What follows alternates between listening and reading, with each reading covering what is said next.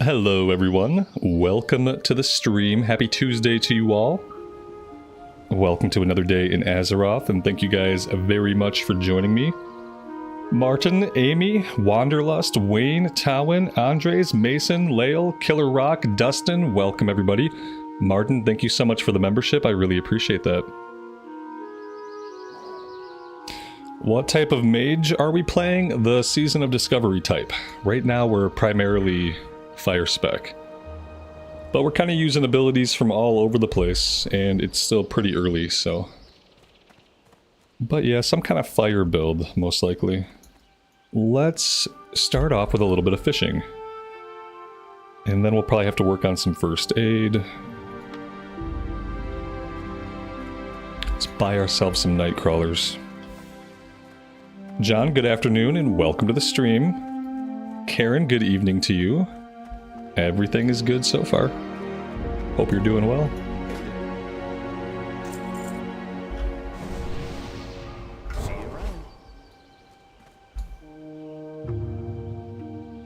I got buffs, like druid buffs, but I don't see a druid. Where are you, druid? I know you're nearby.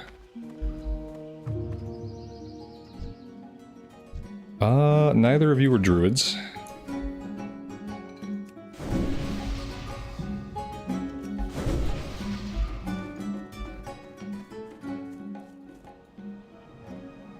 CNET, welcome to the stream. Piotr, good evening to you. Welcome, guys. Alright, to the docks we go.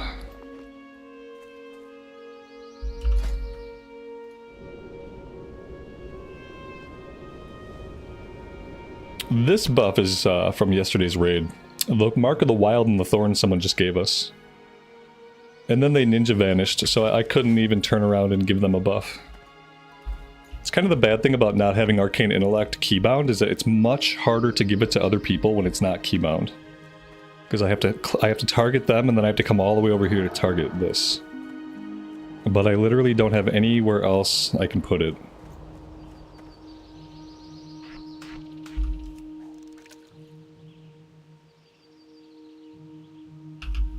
When it comes to the amount of buttons that you have to push, I would say that's probably the only similarity between Season of Discovery and Retail. It's just that some specs have a lot of buttons. And I feel like this is one of them.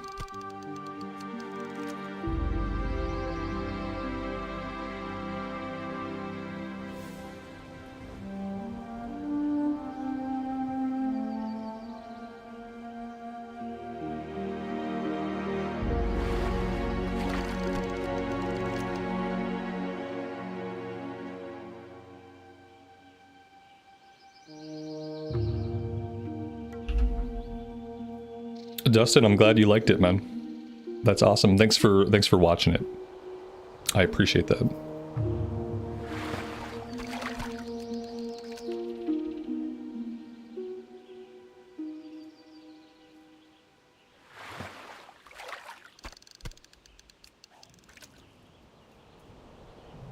It felt very weird playing Retail on a new account that had nothing. I have no allied races. I have no mounts. I have nothing. Very, very strange. Mitash, good afternoon. Welcome to the stream. Justin, you like Exile's Reach? Exile's Reach is okay. Here's what I was thinking about, though.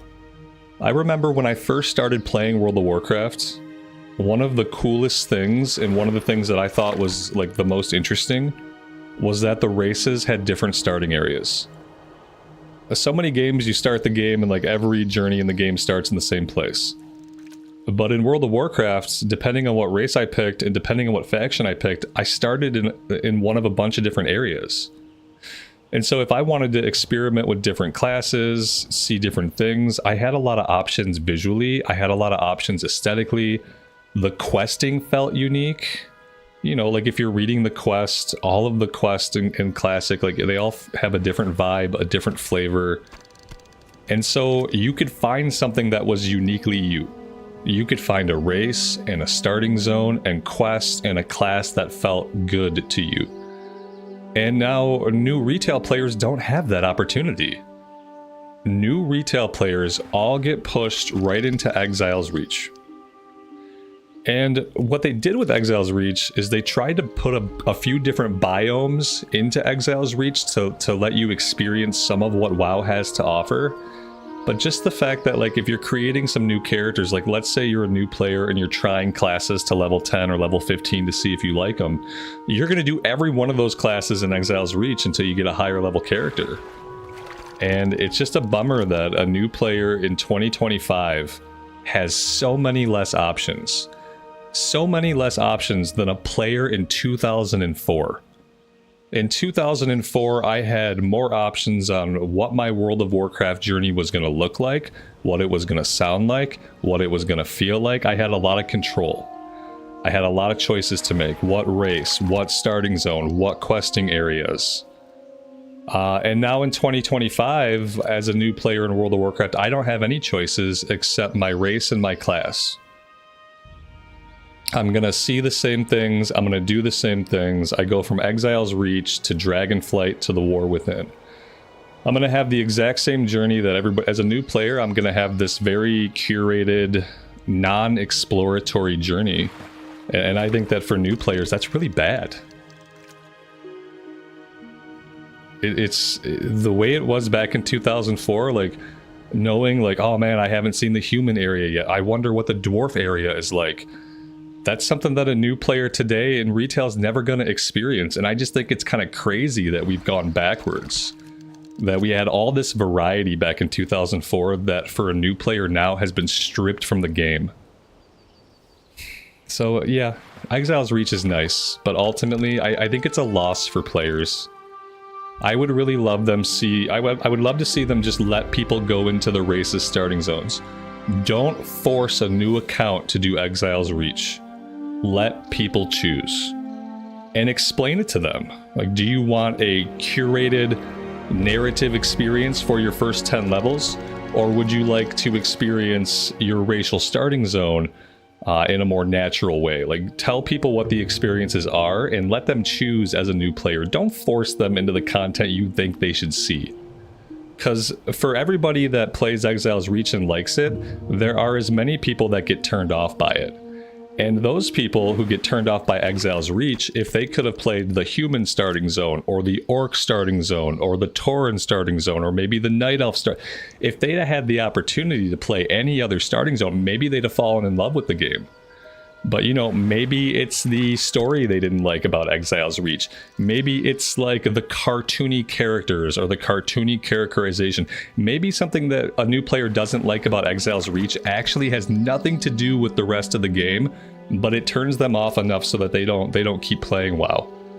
Yeah, I feel like they haven't done themselves any service by forcing new accounts into Exile's Reach and Dragonflight. It's just like, the more I see it now, the more of a bad idea it seems.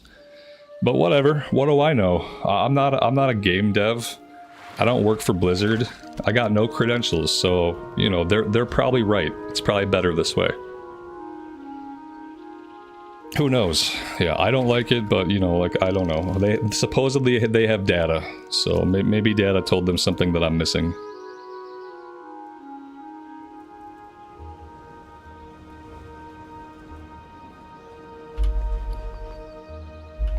That's my retail rant for the morning, and maybe even just for the day. I think I got it all out.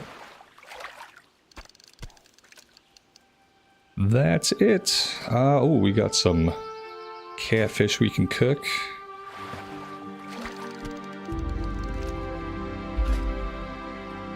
So after I get fishing to when I get fishing to 150, I have to go to Booty Bay, right? Booty Bay is the next place for me to buy the book to level up my fishing. I can never find it. I don't remember what character it was last, but I remember going to Booty Bay and like trying to find it. I found the fishing trainer, but that's not what I need. I need to find the guy that sells a book. And we're gonna be going to Stranglethorn soon-ish. It was one hell of a ramble. That was tame. That rant was very tame and It was things I've been considering since yesterday, like stuff I've been thinking about, so.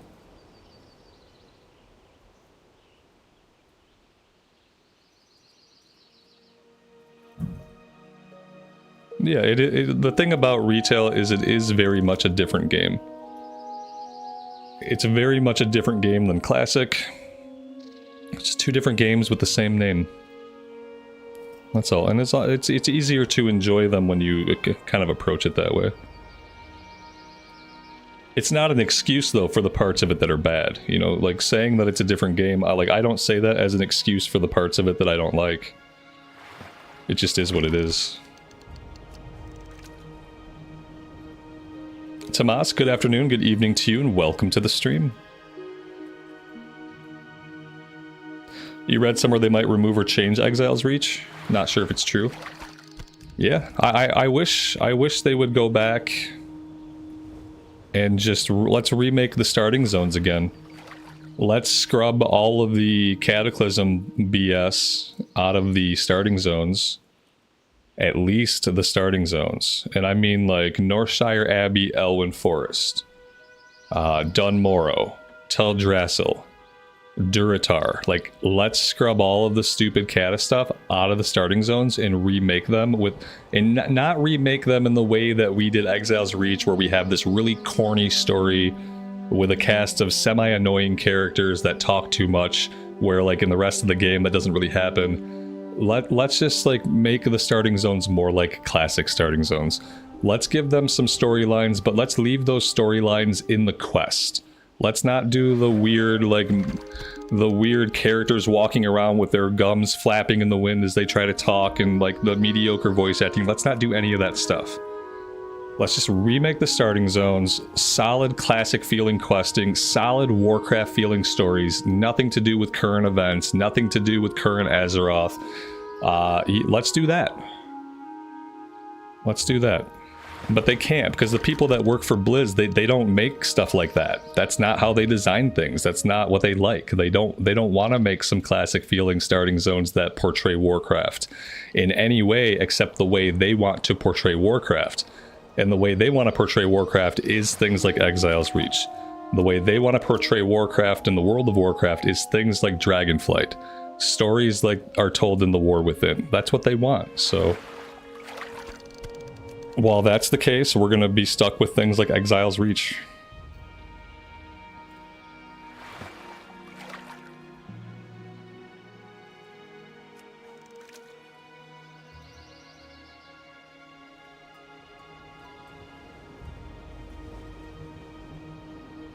Yeah, even if you're following the story as a new player, like going from Exile's Reach to suddenly meeting with the king and being sent to the Dragon Isles, like, it makes no sense. It makes no sense. You know how it made sense for me? When I played through BFA, I don't remember what character it was, but we leveled in Exile's Reach and I decided to, like, jump into BFA content, and I kind of pretended like I was Jaina's secretary. Instead of being sent as like this, like suddenly a hero of the Alliance, since I had just come from my first mission, I just pretended like my character was Jaina's secretary. And while she was off doing important stuff, we just kind of got left behind with Flynn, and then we're dealing with all these local problems. And that actually felt good. Like, they should have explained it that way. Like, hey, nobody. Jaina's secretary, she's throwing up today. Bad case of a stomach flu. Healers can't do anything about it. You are her new secretary. You are going to go with her, fetch her coffee, read her fan letters for her. That's your job. Go, go, go. And then Jaina gets arrested, and then we're just kind of left. And we get put in jail. It's a big shit show. And like, in that way, I kind of enjoyed it. But I had to make up the entire premise myself, you know, like in my head. They didn't do anything to help. Okay, first aid. Let's do all of our wool. I might either bank the linen or sell the linen, because we really don't need it anymore. And I doubt it sells for very much on the auction house, though I could be wrong. Maybe we'll check the auction house before I do anything with my linen. Anyway, that's my retail rant for today. That's it. Now it's over.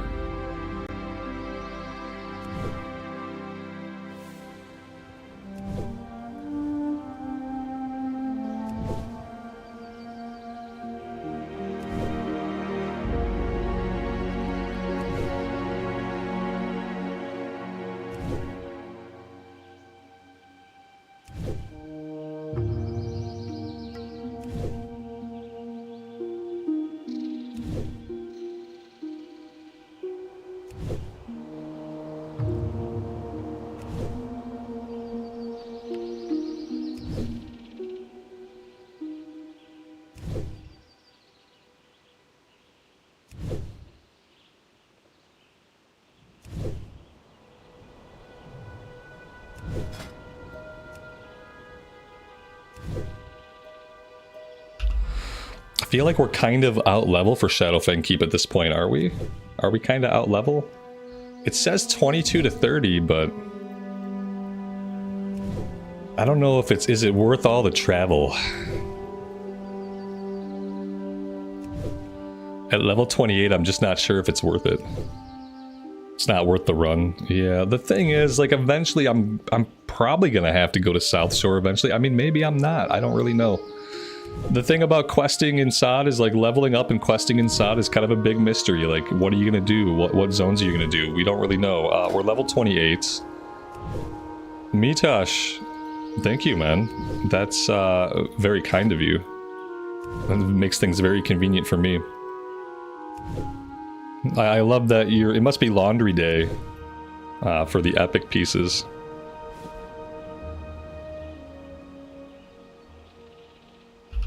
We got to get to 125, so as soon as we get to 125, we'll have this. Thank you. That's really great. And we're not too far off. Maybe by tomorrow we'll get it.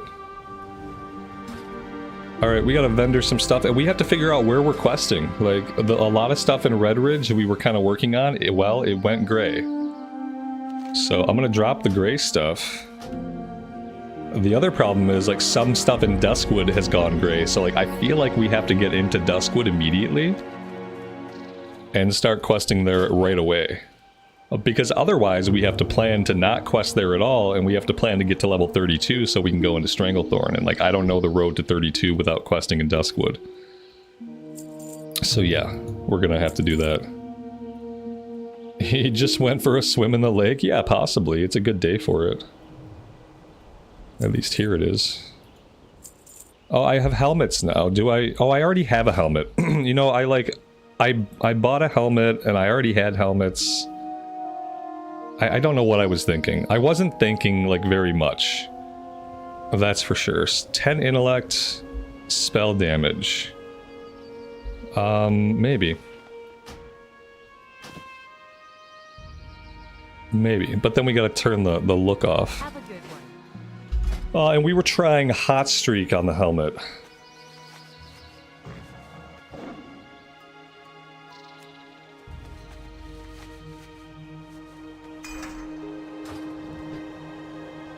It was like 78 and sunny when I first woke up. It's been getting colder throughout the day. It's one of those days where, like, a cold front comes through and the day starts off really warm and then starts to get colder. Let's hide the helmet. I don't like this kind of helmet.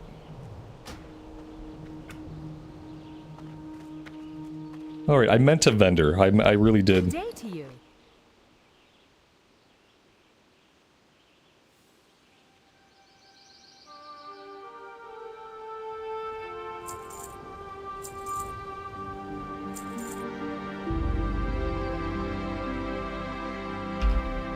We bought this robe intending to equip it at level 29, so I probably don't want to sell that. I can sell these other helmets, can sell the bow. We don't really use the bandages, let's get rid of them. The condor meat, we're going to sell the meat because we're not going to do that quest now because it completely went gray on us. And that looks like it's basically all I can do. I do want to run inside and do the cooking really fast. Tangy clam meat. I don't think we're getting tangy clam meat yet. We have regular clam meats, which, that's a gray recipe, so I can sell the regular clam meat. We don't need it. And I'm going to do that. Looking for something specific? See you around.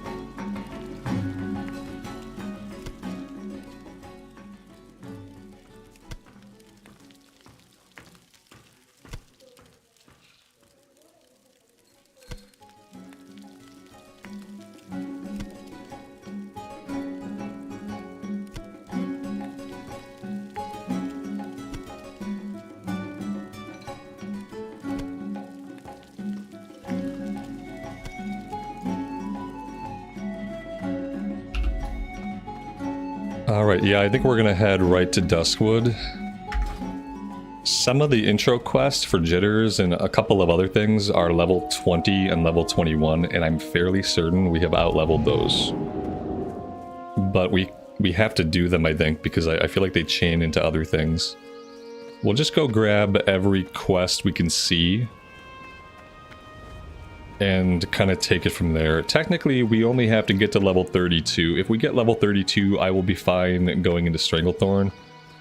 It'll be a little early. But I've kind of learned that later on in like the 40s and 50s, we'll probably be doing some dungeons, so we'll make, if we get a little bit behind the leveling curve, we'll make up for it at some point. What can I do for you? Alright, off we go.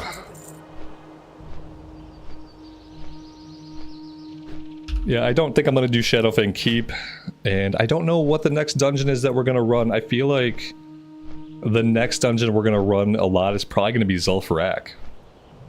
It seems like, oh, that's a long ways off, but it's really not. I mean, it is, but it's not. And that's when leveling slows down a little bit, so you can actually do a run a couple of times before you're out of the level range for it, you know? Right now, we out-level dungeons so quick.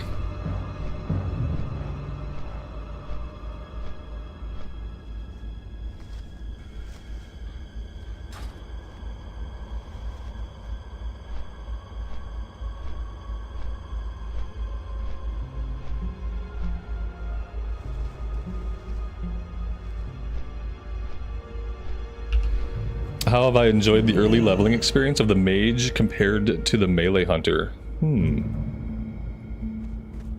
I feel like I've had the same amount of fun for completely different reasons. They're both a lot of fun to play. And I think I did a smart thing by choosing, you know, like a range spec that was going to do AoE.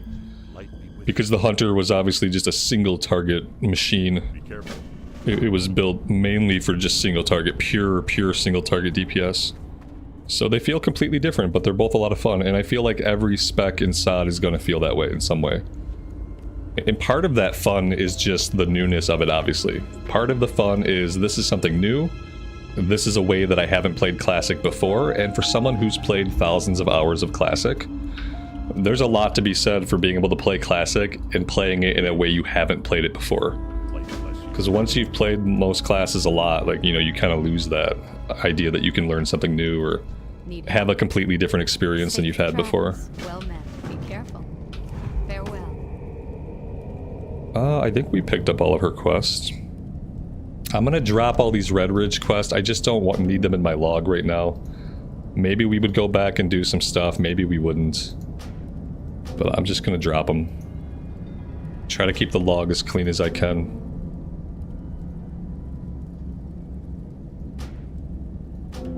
I don't want a billion quests to pile up from zones that we like haven't been questing in, don't plan to go back to, etc. And we have the Stockades quest to turn in here as well. Justin, good afternoon to you and welcome to the stream. We could do RFK. Yeah, same thing. It's hard to get there. It's the one thing that sucks about the Alliance side. If we played Horde side, you know, we'd probably be able to do more dungeons and it'd be less of an inconvenience. All the travel options are better. It's too bad because Horde is just not that great. I don't like the Horde races until we get Blood Elves, so... Can I help you? It's hard to commit myself to playing a ton of time on the Horde side in any version of the game. Good day to you. Safe travel.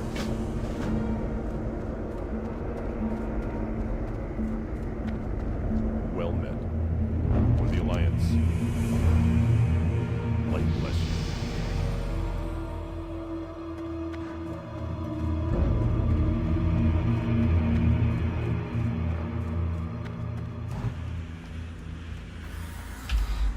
Am I not playing Kata or Mop soon? Am I not playing them soon? I mean, I'm not playing Kata right now. And I can't play Mop right now because Mop's not out yet. But no, I'm gonna wait until the Mop pre-patch to go back to Kata/Mop. When the Mop pre-patch is out, then we'll level something on the EU servers. Because I need to have an EU character for Mists of Pandaria, and I don't have one yet in Kata, so we will level something in the pre-patch. Spoiler alert, it'll probably be a monk, just because that will be new. And we'll just kind of go with that. We'll see where it leads. Yeah, I want to move all of my gameplay over to EU because the server times and the activity times of players aligns with when I play. But obviously with CATA, that's a little bit of a process, and with retail, it's like, oh god, like, Be careful. having a retail account with nothing on it is crazy. And I think playing CATA with nothing is going to be kind of crazy for me too. So yeah. Yeah, the monk was fun when it first came out. I think over time people kind of started to hate the monk. I don't know if the monk just got worse over time, but I know it feels like it's one of the least played classes in retail today. But it was a lot of fun when it came out. I remember healing on it was fun, DPS was fun. I never tanked on it, but I'm going to give that a shot this time around. Probably do a little bit of everything.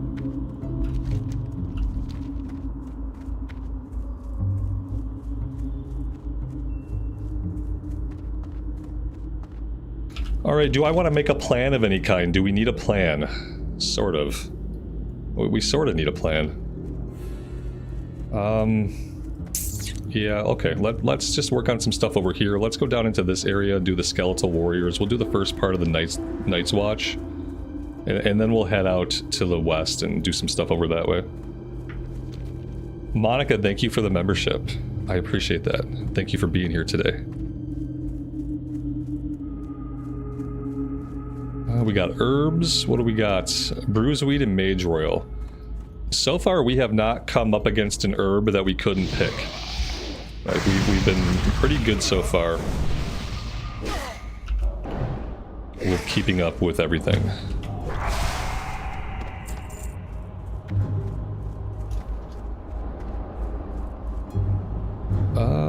Somewhere. Here we go.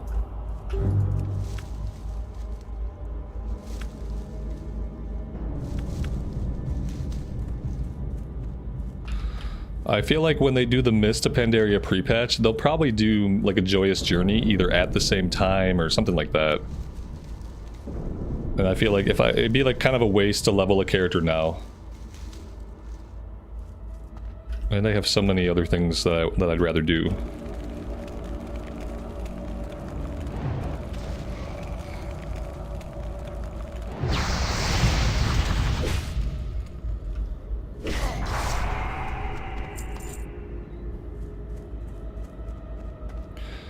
What are the portal thingies? What portal thingies? I don't know. Alright, we need to head a little bit further to the south.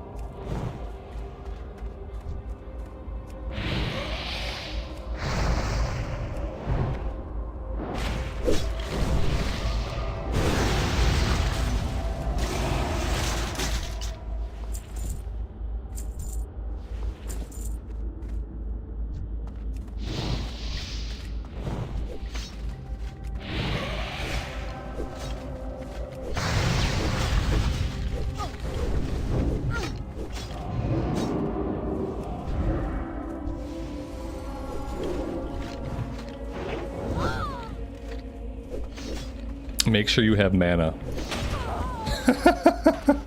Before you try to AoE a pack down, make sure you have mana, boys and girls.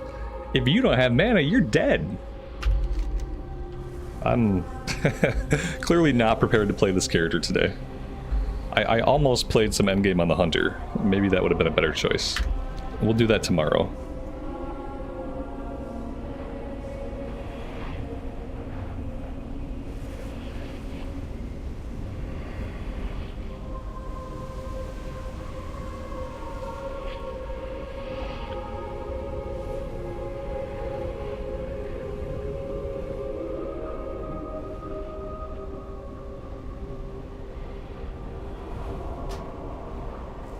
If it's a blue thing that I'm shooting out, if it's a blue ball, that is a frost orb. Oh yeah, there's a lot of safe places to resurrect here. Yeah, the blue ball coming out of me is a frost orb. If you are seeing other blue balls, then I would recommend a doctor.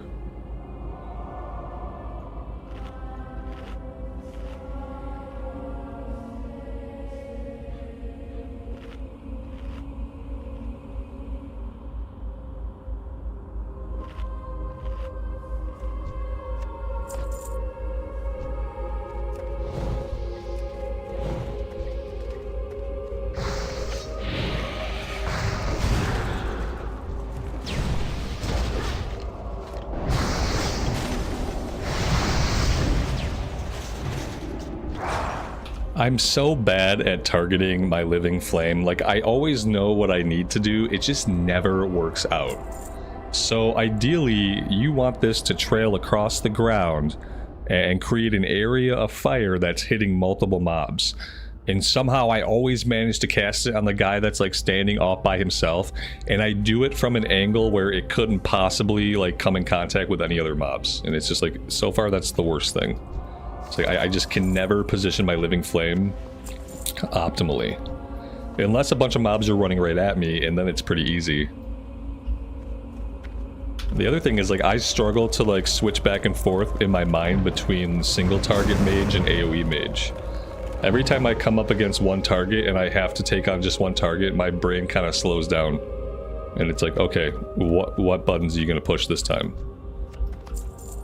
I'm hoping that will feel a little bit smoother as time goes on.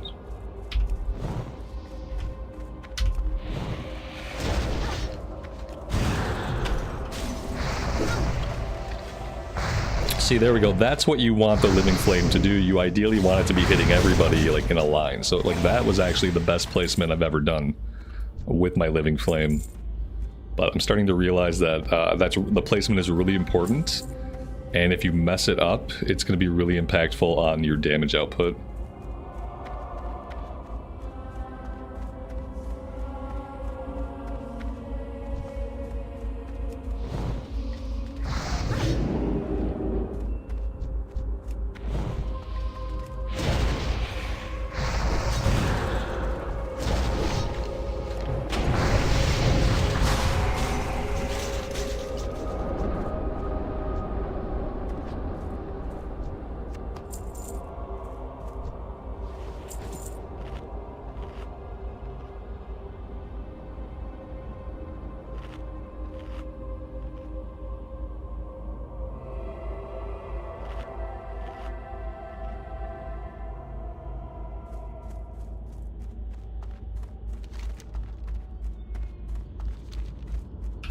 Alright, the kill quest is done. Let's go turn this one in, and then we are going to make our way all the way out to the western part of the zone.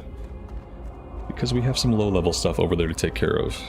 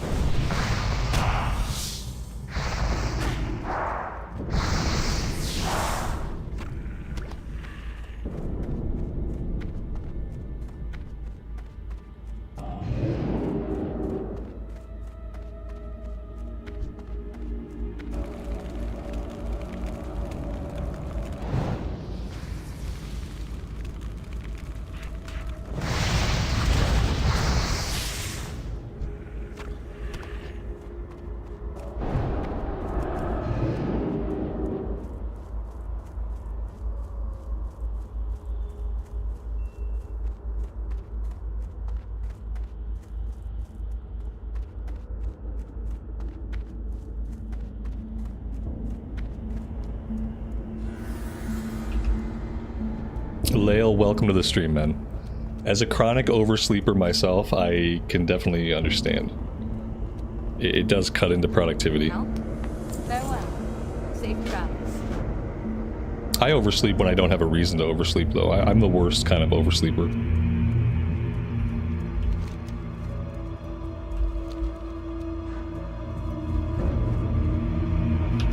Do I want to do anything while I'm in town? Bags are looking okay. I think we're good just to head out. What do we have on us here? Infected bite. 15 nature damage every 10 seconds. Physical damage taken is increased. Oh, great. That's what we needed. More damage incoming. I will buy the bruise weed. Thank you. Have a good one.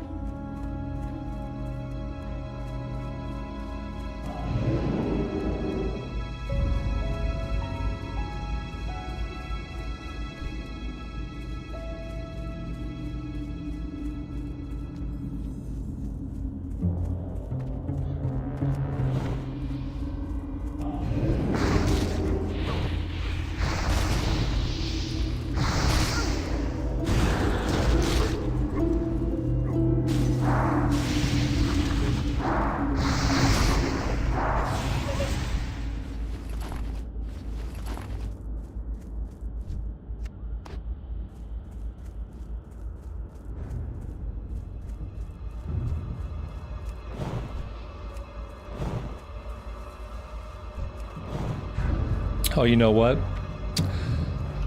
I don't think we can't do it like this because I need to pick up the spider quest. You know what? That spider quest might be too low of a level anyway.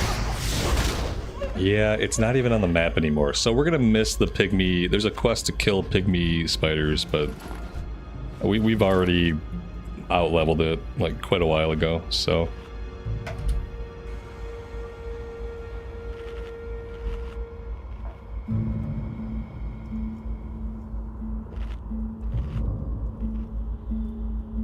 Melatonin works for me. I mean, I take melatonin. I usually take like, it's only like 1.5 mil. I break a 3 milligram tablet in half, so it's like 1.5 milligrams. It could be more of a placebo effect than anything else, but I don't typically have problems getting to sleep. A lot of times I have problems staying asleep.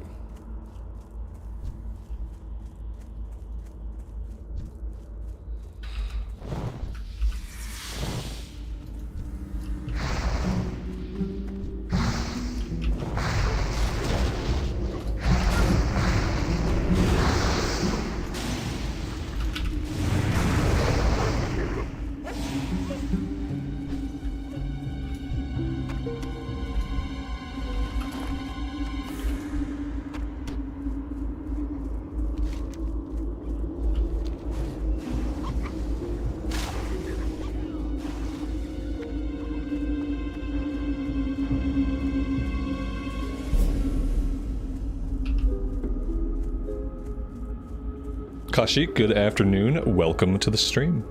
Thanks for being here today.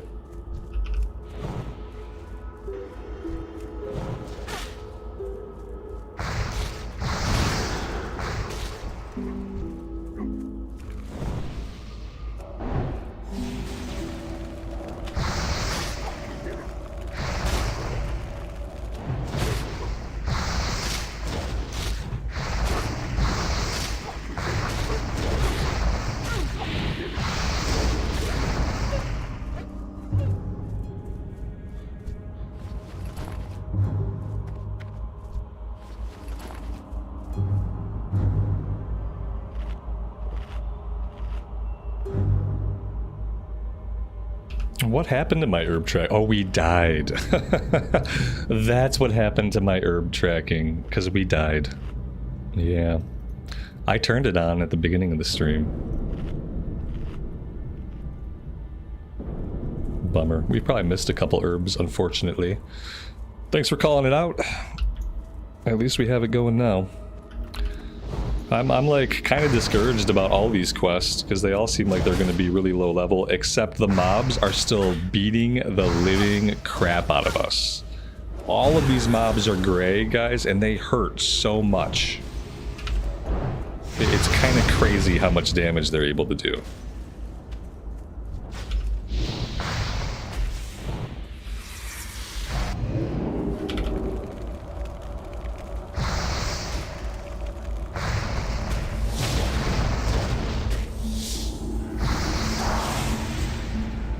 And our single target toolkit sucks. It just isn't good.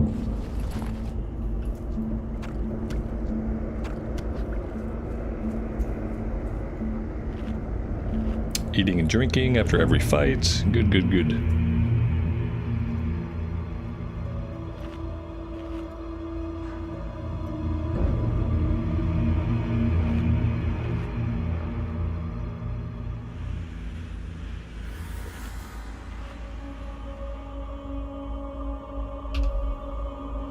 Mendy, happy Tuesday to you and welcome to the stream. Thanks for being here today. John, your mage is 23 and you felt the same way. You were struggling. I feel like I struggle anytime anything hits me. And, you know, in the mana issue I can deal with if I'm doing AoE packs. If I pull like 4 or 5 mobs, I don't mind sitting and drinking after that. But it's like when I have to fight one guy and he beats the crap out of me and he's gray. Like, Jesus, God forbid I come up against a level 28 mob. If I came up against a level 28 mob, what, he would like 2-shot me. He'd hit me twice, I'd be dead. It's kind of nuts. Like ideally I don't get hit, but that doesn't often work out that way. You really have to work at not getting hit. It's really all you can do. Tex, good afternoon, man. And thanks for being here. It's been good so far.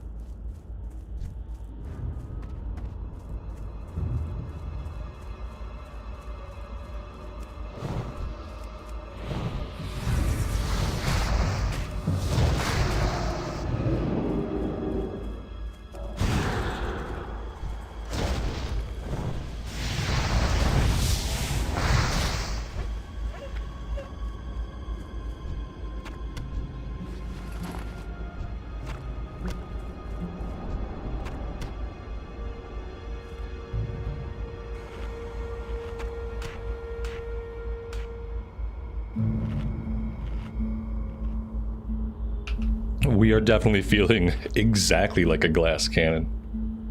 Yeah, we are the definition of it at this moment.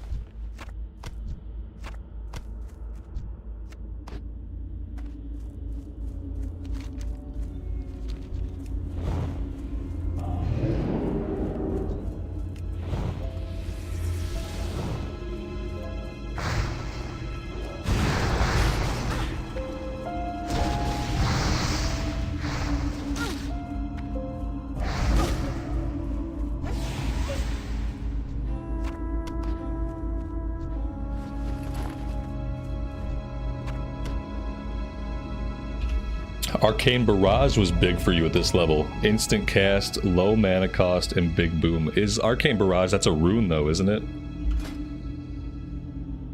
Oh, maybe it's not. Wait, is it?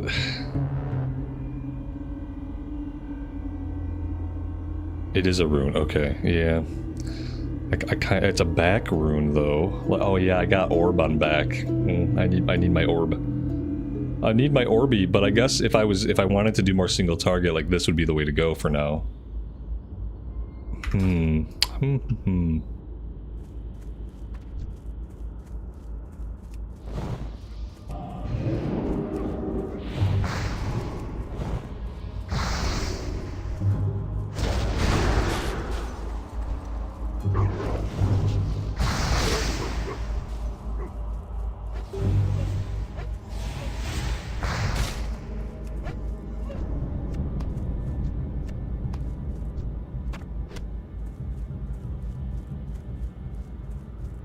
I don't have runes on my shoes. Oh my god. Thank you. Yeah, oh, we just got these. Oh, that's why. Yeah, we got these in the BFD run we did yesterday. Oh, that's why I was wondering, like, why am I not procking any of my procs? It's like, dude, you don't have brain freeze on. You can't proc anything. Okay, well that might help us out with some single target, because usually we proc some free Frostfire bolts, like instant cast, no mana. We usually proc those off of living bomb explosions, and we haven't been getting any. And now I know why.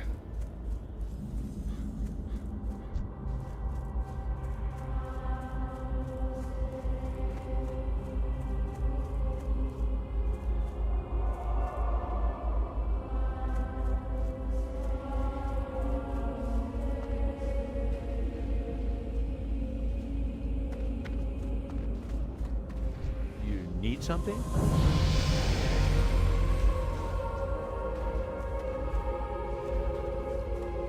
Edward, thank you for being here. Thanks for stopping by the stream and hanging out with us. How are you? See you later. I would say if you like the smoother gameplay of retail, give Season of Discovery a shot. Season of Discovery, it's like smoother leveling, more robust class toolkits, different specs, but you still have the classic world. So it's still the classic quest, but you progress through things at a much smoother pace. It's kind of like a best of both worlds type of situation. Dante, everything's going good. Thanks for being here.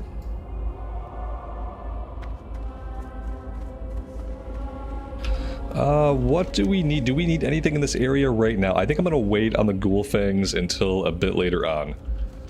So I'm not gonna mess with the ghouls. I am gonna go out to Sven's camp and grab those quests. Then we'll go talk to Jitters and get that done.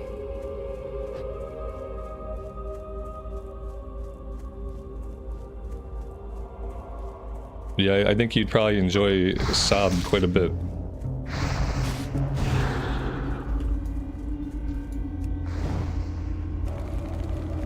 I feel kind of the same. I feel like with Cataclysm, I like the class changes and I like the smoothness of leveling in Cataclysm, but I don't like the leveling zones. I don't like the zones.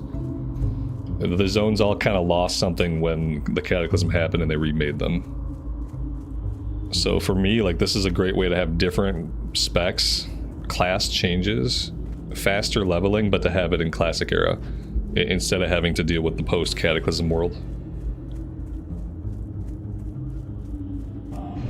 What do I think about retail leveling? Most people dislike it. Retail leveling is just kind of like, it's like an afterthought. Retail leveling is just a primer to press the buttons on your class. I'm gonna find out like how it is now, but like during Dragonflight, it was just a decent primer on how to press some of your class buttons. And it was long enough. It felt like the leveling was just long enough to really get a little bit of an idea. But I don't know if it really prepared me for like Mythic Plus or anything.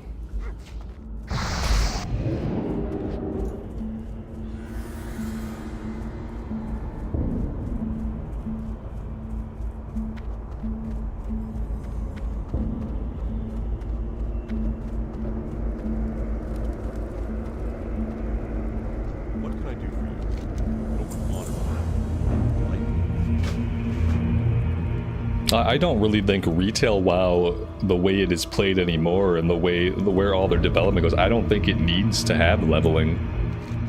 I think leveling in retail WoW, like, it's a way for players to learn how to push their buttons, but besides having fun on the class, there's really not a lot going on, you know? And it's over relatively quick. And then you're dumped into endgame anyway. It would almost be more worthwhile for them to tailor a better introduction to endgame activities. Like, forget about leveling. You start with your max level character, okay? And then instead of spending 10 or 15 hours leveling up a character, you spend 10 or 15 hours with like going through a slick tutorial, getting you acclimated to all the stuff that you're actually going to be able to do at endgame. That way you can see through kind of a tailored experience the different things endgame has to offer. You can learn where all of your vendors are at. You can learn about the different tokens and currencies you're going to have to figure out. Maybe there's some kind of like trial, like in Mist of Pandaria we had like the silver and gold class trials, so you could go get better at your class. Maybe they introduce something like that, so like while you're doing all this tutorial driven stuff, you're also practicing your class and combat, getting better. And I'd rather see the first 10 hours of someone's experience be that, instead of leveling up a character, and then you have to actually learn to play a completely different game once that character is at cap. Because the things you're doing are suddenly all completely different. So why bother? Like, why bother with it? Alright, so I didn't set my Hearthstone back in Darkshire, so that was a pretty big miss. And we do need to get back there. I think I'm gonna run over to Sentinel Hill, and I'll just fly back. Yeah, right now we're set in Lakeshire. We'll just head over to Sentinel Hill, and then we'll fly back to Darkshire. Because I think we need to turn some things in and grab some follow-ups before we really work on anything else.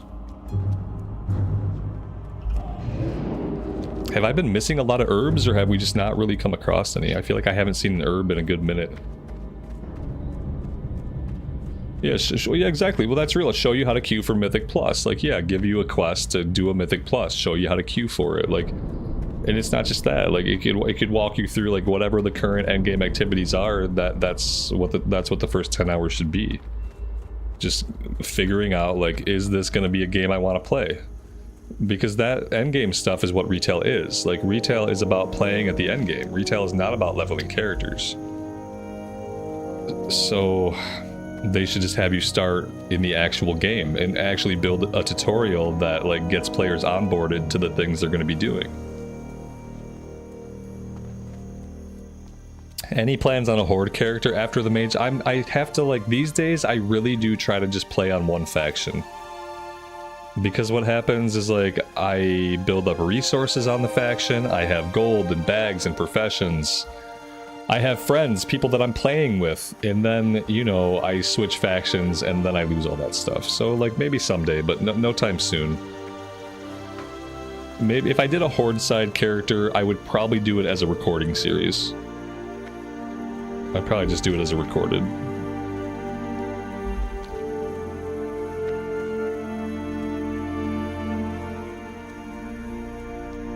Yeah, Eric, and I didn't know how to queue for Mythic Plus and how to get into Mythic Plus until people in chat told me how. I had no idea how it worked, what to expect, when I could do it, if I was geared. Like, it was back in Season 3 of Dragonflight that everybody helped me go from doing World Quest in the Emerald Dream area to actually doing Mythics. I didn't know what I had to do first, how I would gear up for them, and like I had to be schooled by everybody. Thankfully, I had that kind of help. Not everybody has like 100 people helping them out when they try to learn new things. And that's why I think like a robust tutorial could be better than just a 10-hour leveling experience where you don't really learn anything about how the game is played when you're going to be playing it most, which is capped out. Have a good one. But you know, what do I know? You know, I'm not a game dev. I don't work for Blizzard. I'm not even incredibly smart. So like, you know, the way they're doing it now is probably fine. I'm sure they have data and numbers to look at. I'm sure they got top men and women on this problem 24 hours a day, and it's probably the best it could possibly be right now. So, yeah. It is what it is.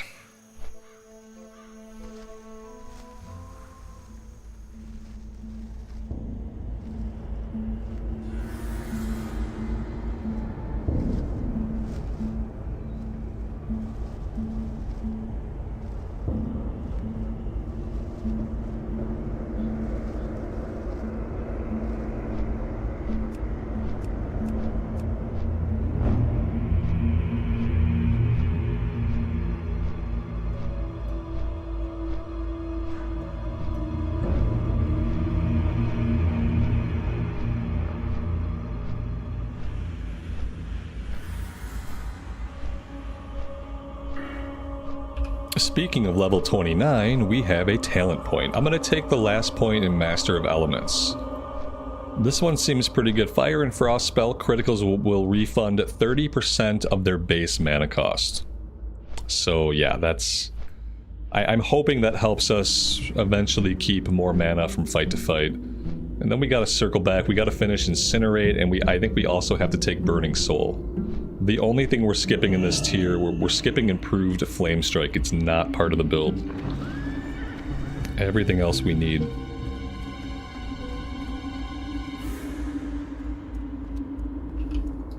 Mikhail, welcome to the stream, buddy. Thanks for stopping by.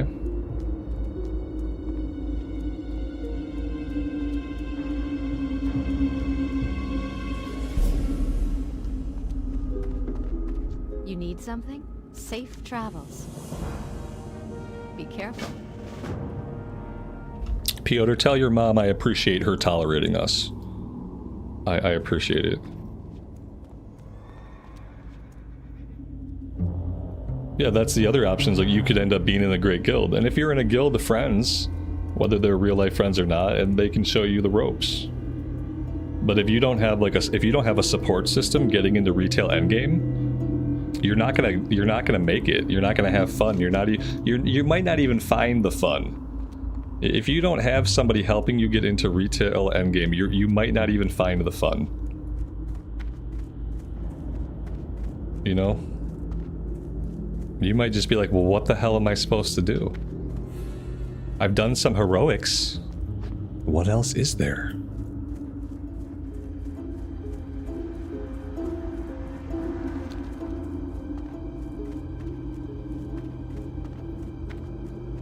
When I decided I wanted to play retail back in Season 3, the first thing I did, I forced myself to do all of the quests in the Emerald Dream.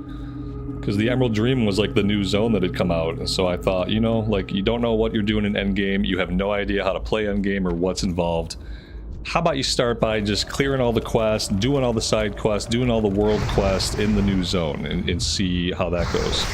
And luckily, the Emerald Dream Zone was actually really cool, and I actually enjoyed the questing, and I enjoyed the events, and I figured out the world events enough to get by. And then from there, I was able to get into Mythics.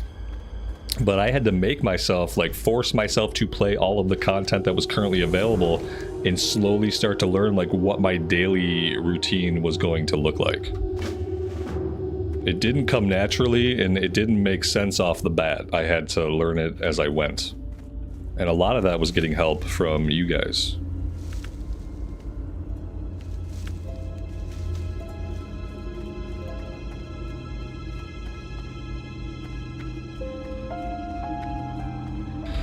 Do I need anything else down here right now?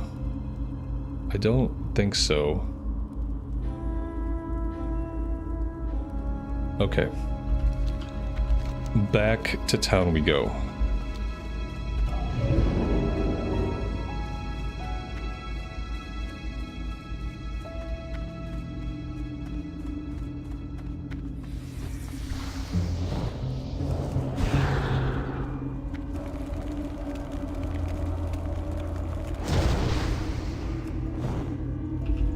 The game is old, but the atmosphere is still so good. Yeah, completely. It's still an amazing game 20 years later. The aesthetics, the vibe, the mood, the music, the lighting, everything's still on point.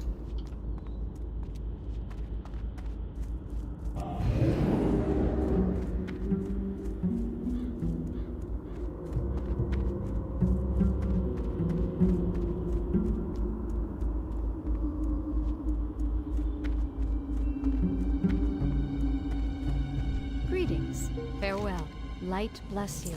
Go with honor, friend.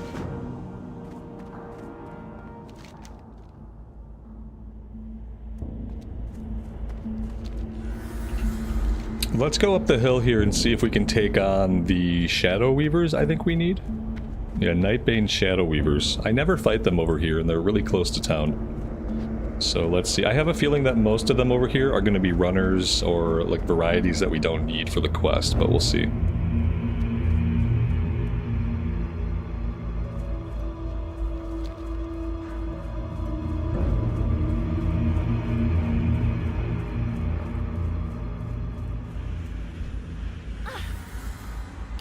These guys are gonna hurt. Oh man, I can already tell these guys are. I'm so scared to fight this guy. It's unreal. I can't let him touch me. Like, he literally can't. If he touches me, I'm gonna fall over dead. That's kind of what I have to do. Let's see. Oh no, don't hit me. No, stop. Oh my god, he's not dead. Let's wand him. Yeah, like... oh, it's rough. My wand skill is not that great, I don't think. 132. I'm kind of hesitant to round up a bunch of these guys.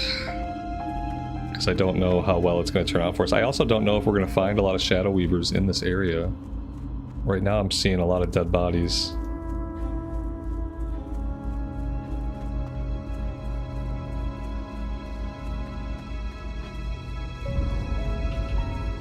There are tons of bots here? Oh no. Maybe that explains all the dead bodies. Maybe we won't fight them in this area. Maybe we'll just wait and we'll fight them in the typical place we fight them. G, is this a bot? YFGNSD is his name. YFGNSD, and it's a hunter. Is that a bot? Yeah, probably. It's probably a bot. Are you a bot? Maybe you're a bot.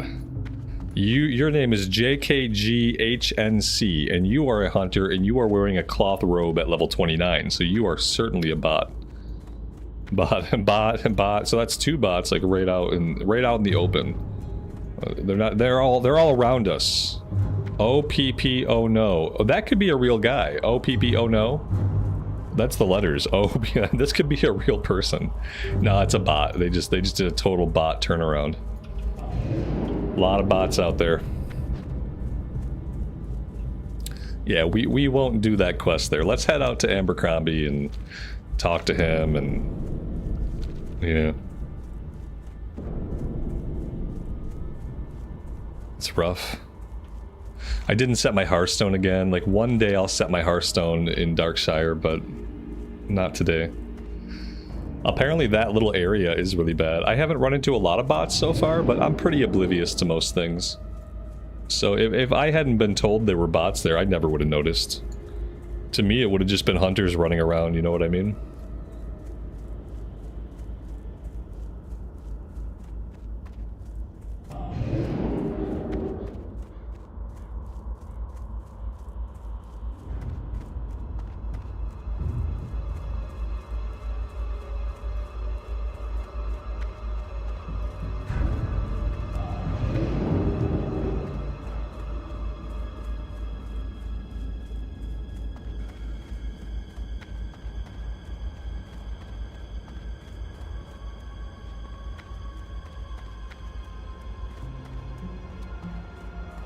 Yeah, I can see, it definitely gets frustrating when bots are killing all of the quest guys.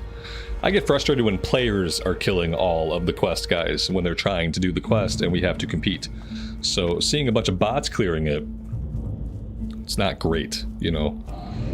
That's not the ideal type of situation, but then again, is there a version of WoW that doesn't have bot problems? Like, don't all versions of WoW suffer from bots at this point?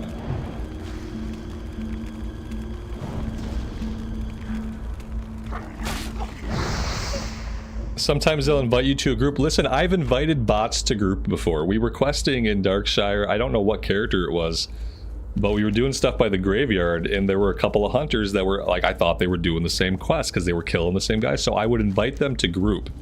Weirdest thing is, they would stay in group for exactly 2 minutes, and then they would leave. And they'd keep running the route, and then I would invite them back, and then they would stay in the group for 2 minutes, and then they would leave, and they'd keep running the route, and it went on for a while. But yeah, they would accept invites, but then eventually they would leave group. It was strange. Good day to you. Safe travels. See you later. So like, yeah, maybe we should have tried inviting those bots to our group. Because I bet we could have raked in some kills. If we had done it that way.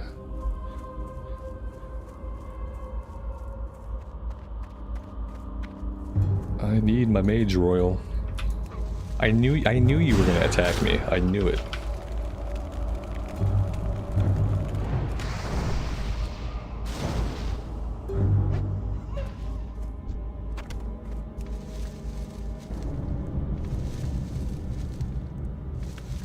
If it's a kill quest, they count, yeah. Yeah, if you're doing a kill quest and you're grouped up with somebody, then you all get credit for the kills. It's only item quest that you have to loot your own items. Yeah, let's see. Now I think we need to get back to town, unfortunately, because we need to get the follow-up. The follow-up is, it's something from the guys out here in the field, like an item we get from inside their skulls. It's some kind of item that we need. So, yeah, I'm gonna hearth back to Lakeshire and just fly back to Darkshire. Turn this in, and then I think we'll check out this area and see if maybe we can do some questing down here. Since the other place is tapped out, you know?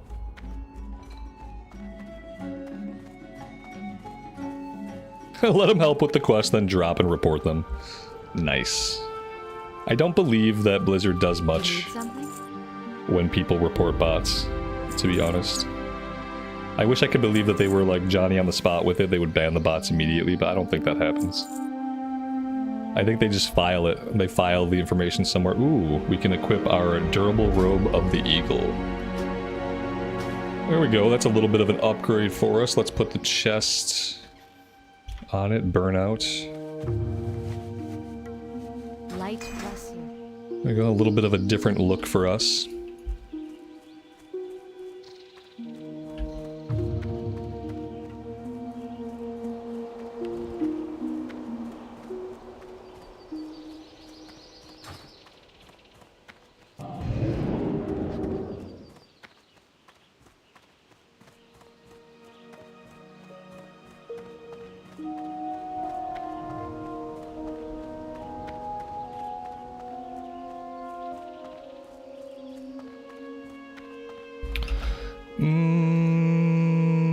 Too close. Yeah, too close. Sorry. Could have been coincidence, but probably not. On the internet, nothing is coincidence. Well met. That's what I've learned. Be careful.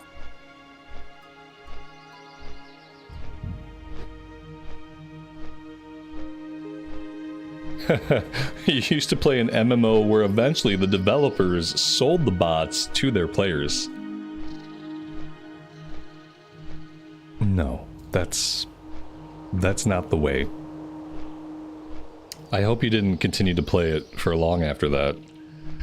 Because monetizing the bots and then selling them to your players is not the way. It's funny, but just not what you should do.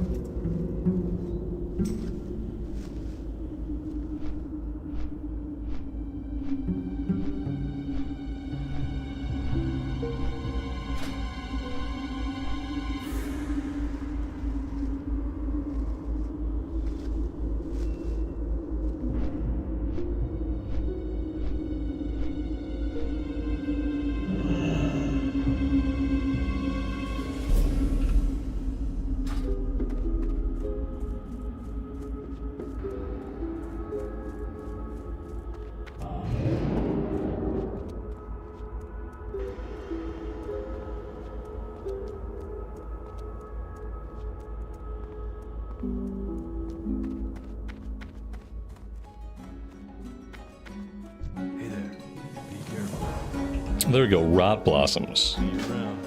That's the one we need. Here, I'll set my Hearthstone. By the time an hour is up, we probably won't even be here anymore, but I will set it and we will see. Alright, let's go south this time and we'll make a little stop over here at the fields, see if we can go after the Shadow Weavers in that area. We might not be able to fight them yet because honestly, we're not very strong when we start taking hits. And they're going to be throwing shadow bolts at us, so that's probably going to hurt. CNET, I appreciate it, man. Thank you. I have an epic staff for myself at like level 54, level 52. I need to go on my pally and check. Because I do have an epic staff waiting. I feel like I have some other cloth pieces for the 50s, stuff that we kept getting that was bind on equip blues that were dropping in places like Stratholme and Scholomance. So once I get this character into the 50s, I'll have some gear for it.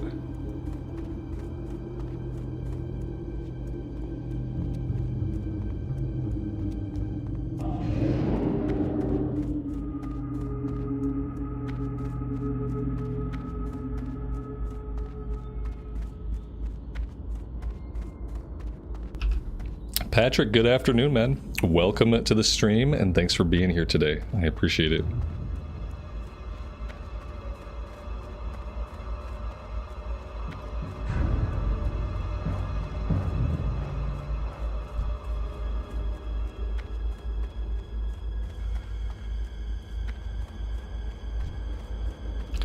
Alright, here we go. Let's try one-on-one. We're not going to be able to AoE these guys because they're casters, so we're going to have to rely on some single target here. I don't know how this is going to go.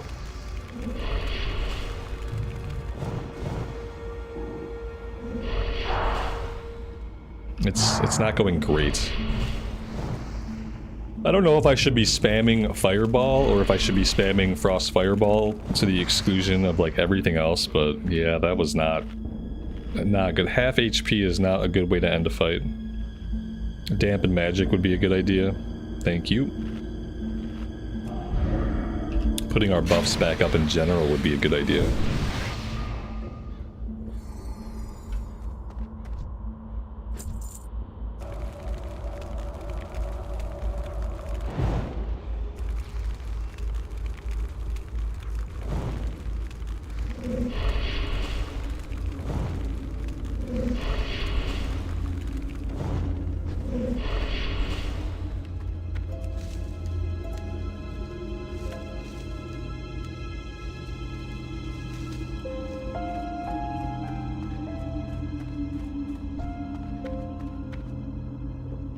Yeah, single targeting is kind of painful. Maybe when I'm single targeting, this would be a time to like switch out a rune. Like I know I have to single target here. Maybe in this case, I do something different. Maybe, let's see, where is it? Maybe we try Arcane Barrage on the back and see if that helps out with some single target. Because I'm not firing off a Frozen Orb in here, that's way too dangerous. So, yeah, I don't know. Let's just try something different to see if we can get a little bit of single target help here. Okay, that was a big chunk, like... Yeah. Yeah. This is it. Yep, this is it. This is the way.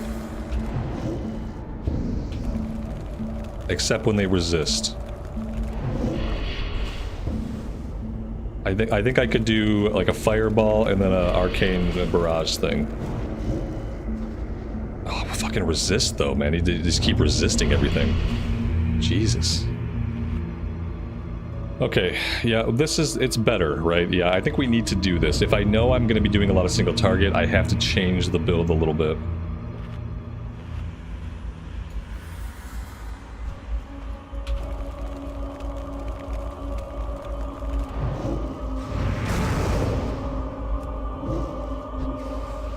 Yes, okay.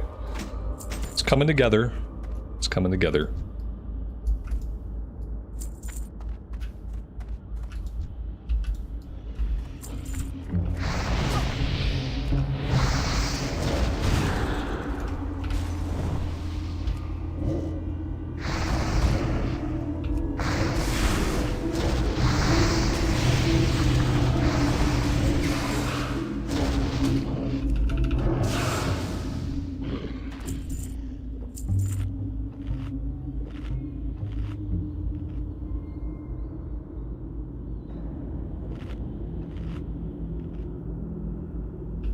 The damage to mana ratio is nice. Yeah, I mean, it's a good amount of damage. The cooldown is nice too. I like that it's on a nice short cooldown. I can kite with it even. Very nice. Yeah, we'll do that for our single target situations. The mana cost is like nothing, isn't it? It's 47 mana. Yeah, it's basically nothing. Living Bomb is 130 mana. Fire Blast is 115. This is 47. Yeah, they didn't scale the cost, which I'm fine with that. Uncle June, welcome to the stream. Thanks for being here today. I appreciate it. All right, one more Shadow Weaver. He looks really close to those other guys. I don't know if this is going to work out for us. Let's run back a little bit. Maybe he'll have to come forward. He's still got that cast off. How is he still casting? He's going to have to move, right? Yeah, there we go. Okay, he's on the move. That's perfect. Like, between Arcane Barrage and Fire Blast, that's a very potent single target combo. We have found the key.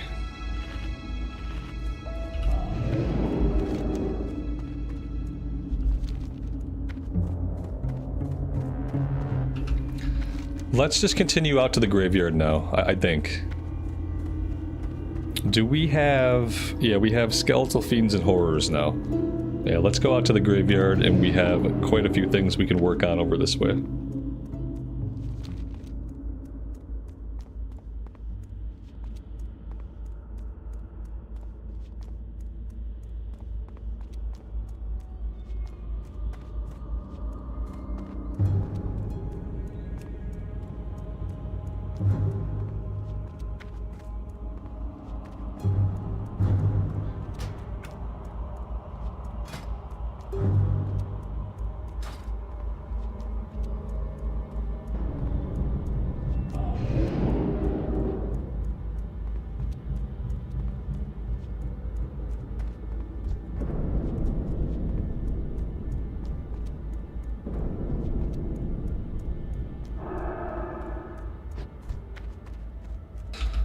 We have a Stitches problem. Well, we don't have a problem, but that guard has a problem. We need to get off the road. That's what we have to do. There we go.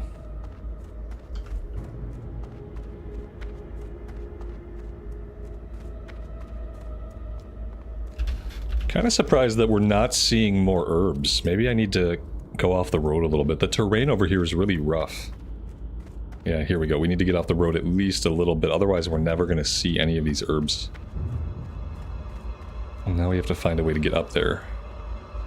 There we go.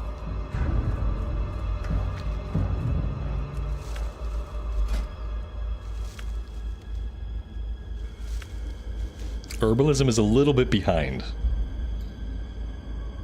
We're gonna have to try to get it to 150, I think, before we go into Stranglethorn. Because if we go into Stranglethorn prior to 150, I don't know that we'll be able to herbs like everything there. There are gonna be things like Wild Steel Bloom, maybe, that we can't grab.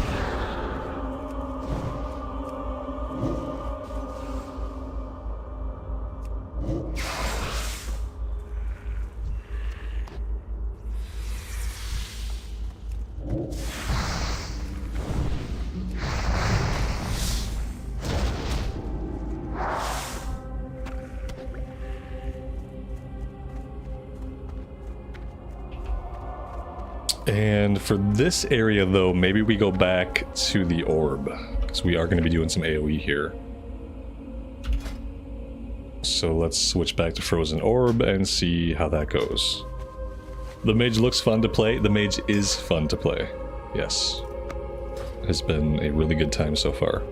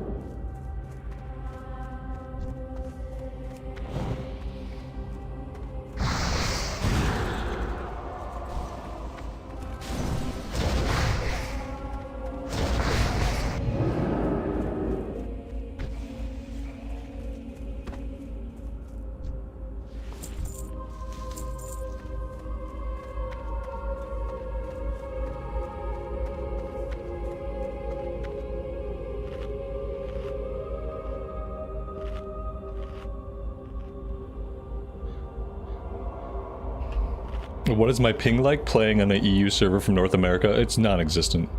Right now we're at 109 ms. Yeah. It's nothing. Internet's so good nowadays. If you have decent internet, you're not going to have any ping playing on EU. The highest I've ever seen it was like 150, 160. But even then, it's still green. You still don't notice anything. It's really good.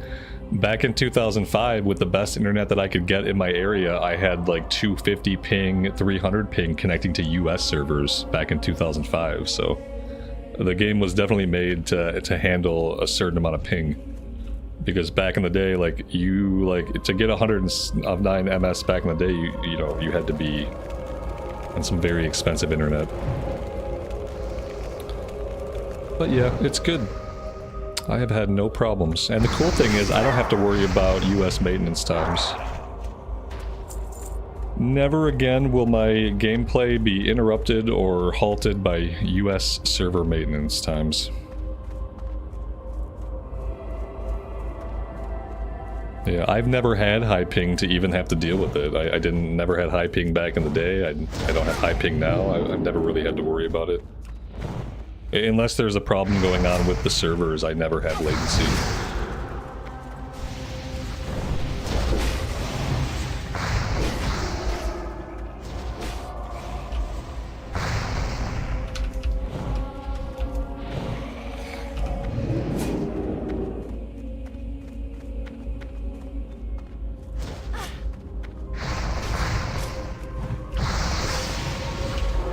Sometimes I get into situations like this where like I don't have my Frost Nova and I'm just not sure like what I need to do to focus these guys down.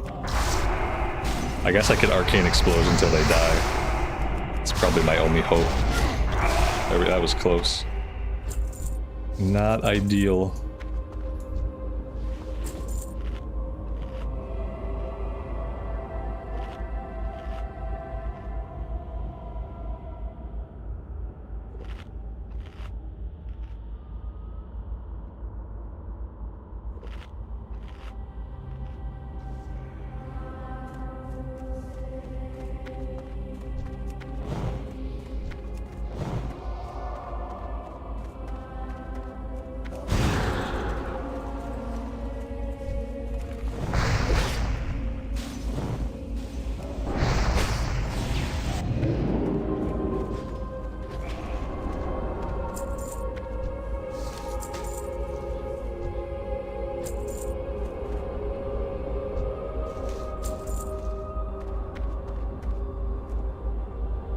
Would the barrage be better than Frost Orb? Yeah, probably.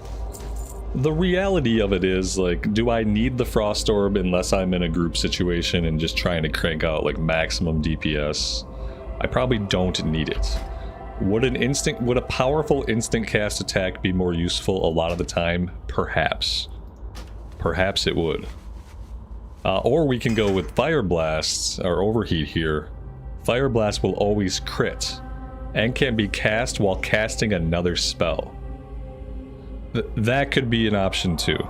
But its cooldown's increased. No, I don't really want an increased cooldown. I don't like the trade-off. We can do this for now. The orb is really cool, like, but again, do I need it? Not really. I mean, if I want more AoE, I have Arcane Explosion, you know? Like, I can crank out some more AoE damage if I need to, if I want to. I could even do something crazy and, like, cast Blizzard. You guys remember Blizzard, the spell?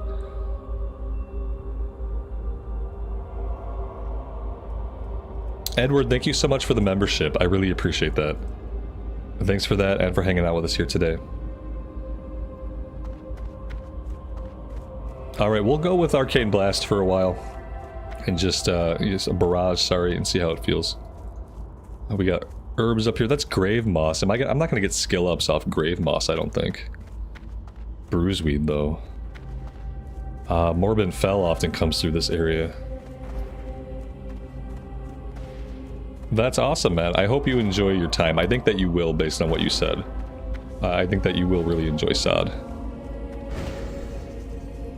Oh yeah, I can have skill ups. It's orange, so yeah, I definitely want Grave Moss. I want all the Grave Moss. I would love for them to clear this mob out so I can get in there. Oh god, it's Morladim. Oh, he just killed this guy. Okay, we gotta get out of here. Morladim, he just ran right by us. I guess he had other problems to deal with because he didn't attack us. He killed the player behind us, it looked like, and then left us alone. I think we got really lucky. Not that it'd be a big inconvenience, we'd spawn right at the graveyard, so...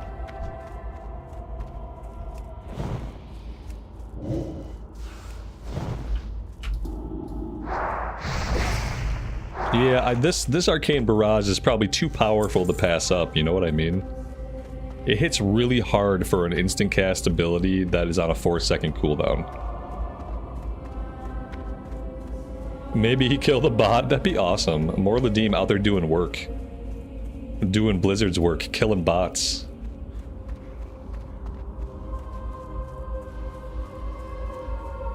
I hope that's what happened. That was the area where I've seen many bots running in that area. That's where I was telling the story where I kept inviting the bots to the group because we were working on the same quest. It was the quest for the healers, the wardens, and the other melee guys in that same area. So it probably was a bot, honestly. Very high likelihood. Because I'm pretty sure it was a dwarf hunter, and it's like basically all dwarf hunters are bots. If you see a dwarf hunter, 80% chance it's a bot.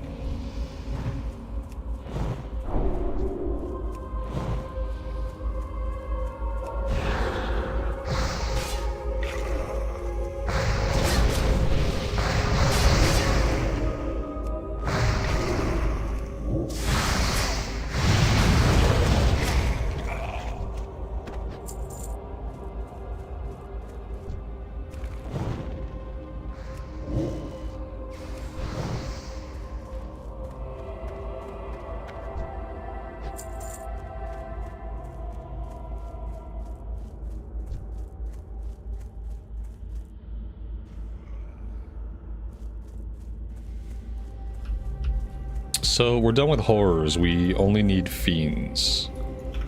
And we need quite a few of them.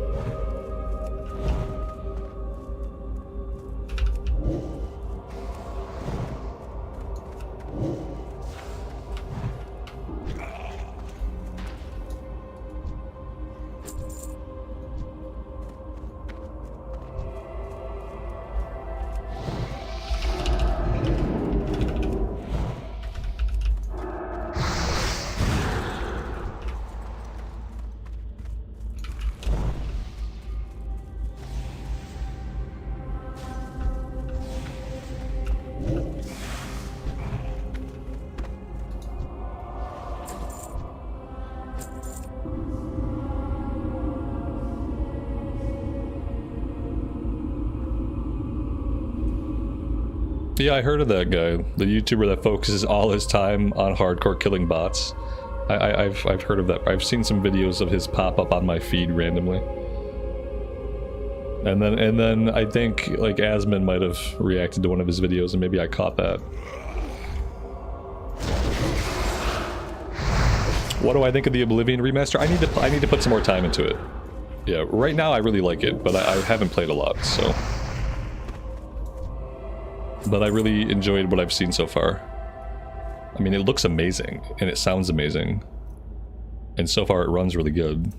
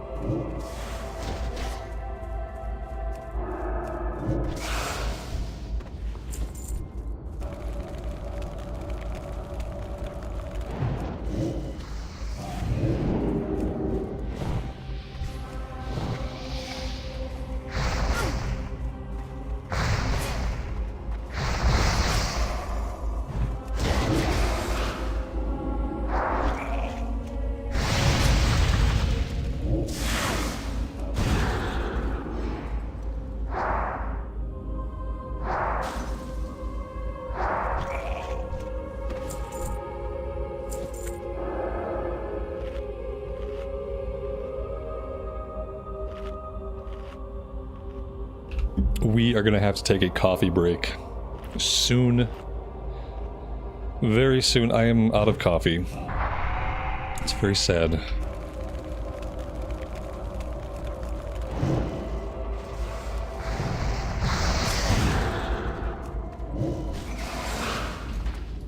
The wand is a wand that dropped out of BFD. And I think it's a made-up item. I don't think it's an item that really existed, or maybe it's an item that they changed or retooled from somewhere else. Because, yeah, I've never seen it before. So I think it's a sod item.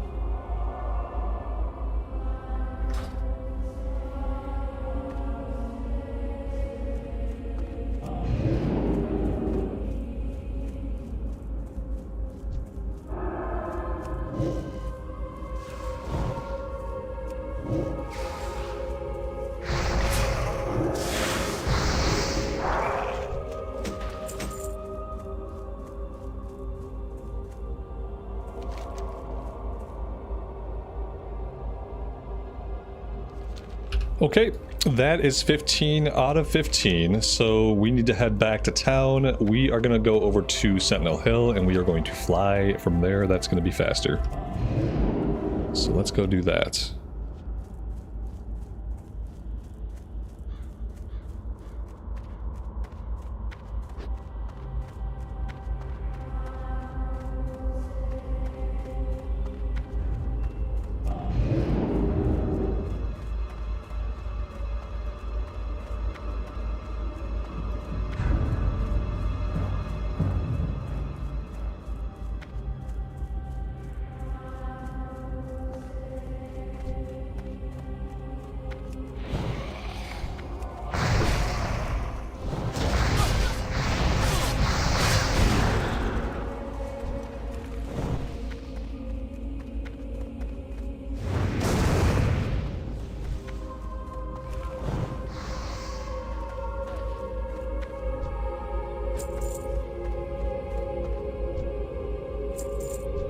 No, I don't want to kill the ghouls until I have the quest to kill the ghouls. Right now, I need to kill them for items. But if I wait a little bit, I'll need to kill them for another item, and I'll need to kill them for a kill quest. So if I wait a little bit on the ghouls, I'll have 3 quests. I can knock them out all at the same time. And to facilitate that, we have to go back to town first. There's grave moss somewhere. Here we go. That's what I'm looking for.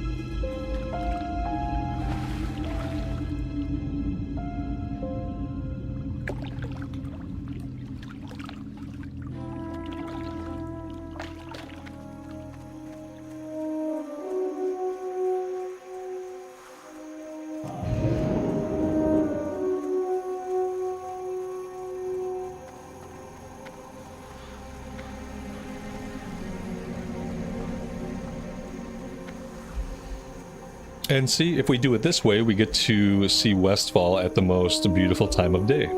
Right at sunset. Got the moon up on our left shoulder, the sun going down on our right shoulder. Doesn't get much better than that. Doesn't get much better than Westfall at sunset.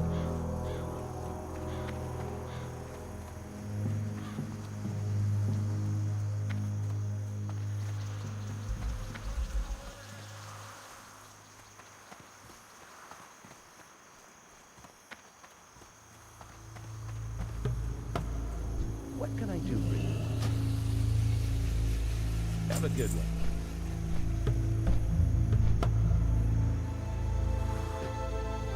And while we're in flight, I'm going to take a quick break. I'm probably going to take like 5 minutes. I am going to fill my coffee, fill my water, bio, and get a quick snack. So I will be right back. See you guys on the flip side.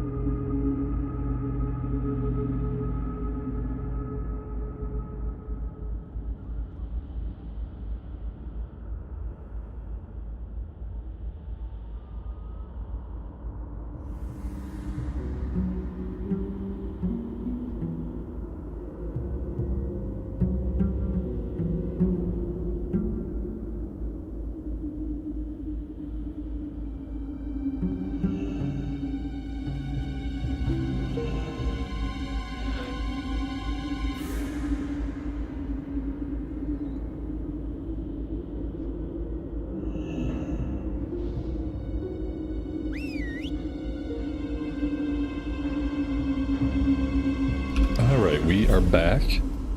Thank you guys for hanging out. I appreciate it.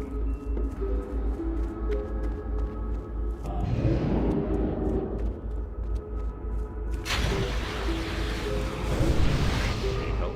Like Questie.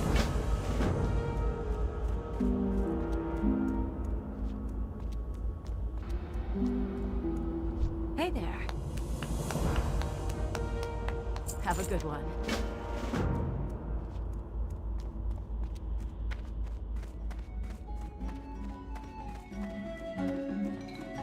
What can I do for you?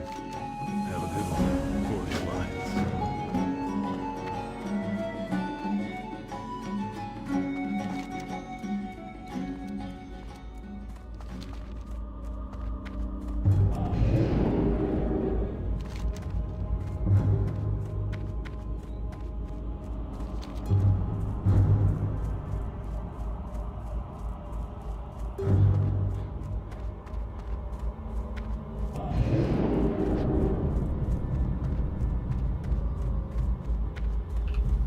I feel like we are either going to be going into Stranglethorn a little bit early, or we need to head out to South Shore. Maybe we'll plan a South Shore visit prior to Stranglethorn. So we're going to need a few more quests, I think, to get us to level 33, 34. Even level 32 would be okay. But 32 is a little low for us. Especially with how squishy we've been.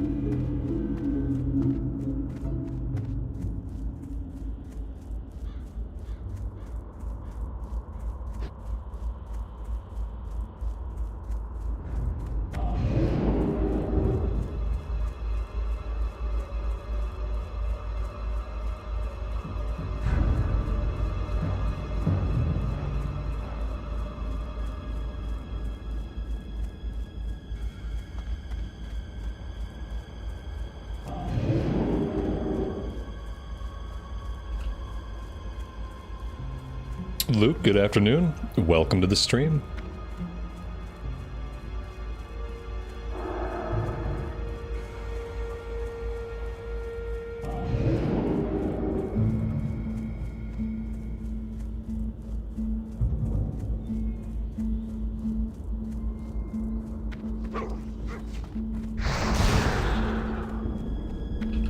Can I show what runes we have on? Yeah, I can.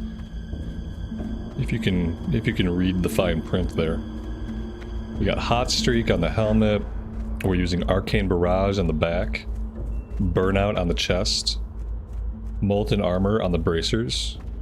We have Living Bomb on our hands. And we have Frost Firebolt on the belt. We have Living Flame on the pants. And we have Brain Freeze on the boots. Do you need an add-on to play hardcore? Not since a couple years ago. Blizzard has official hardcore servers, so if you're playing on an official hardcore server, it takes care of all that stuff for you. So if you die on an official server, you can't res. We were using the add-on back before Blizz had official servers, back on like Bloodsail Buccaneers and Hydraxian Waterlord servers. everyone played using a specific add-on.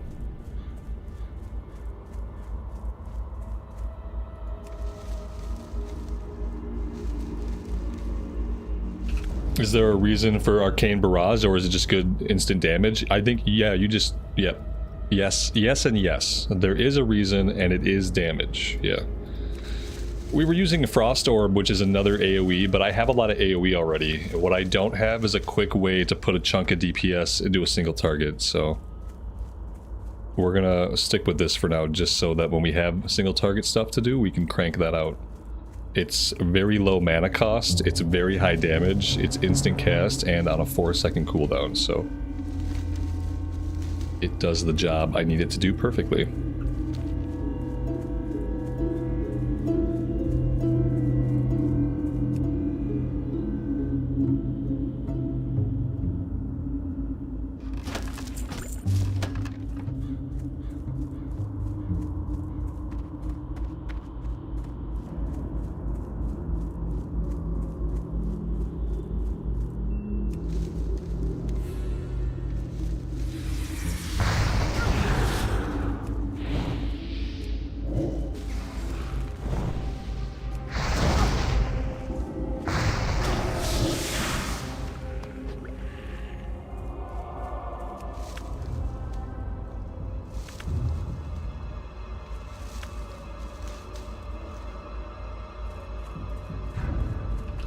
It'll probably be a little bit of both. Like, mobs will have more HP, especially as you get into the 40s.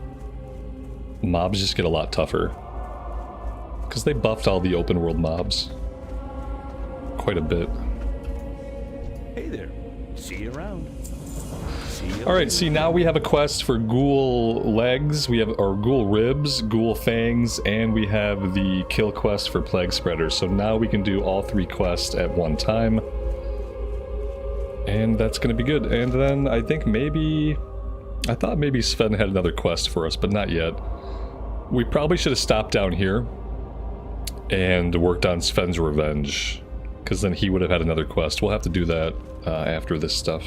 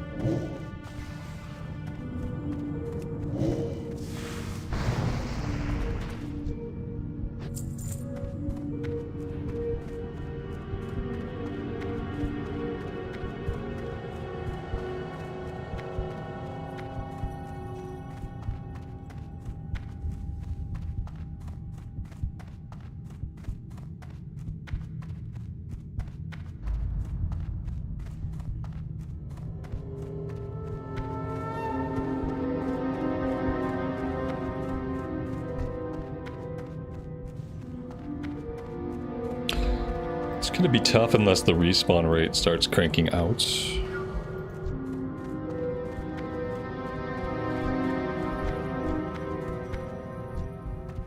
Any of them will drop the items, but the hard part's gonna be finding all the plague spreaders that we need.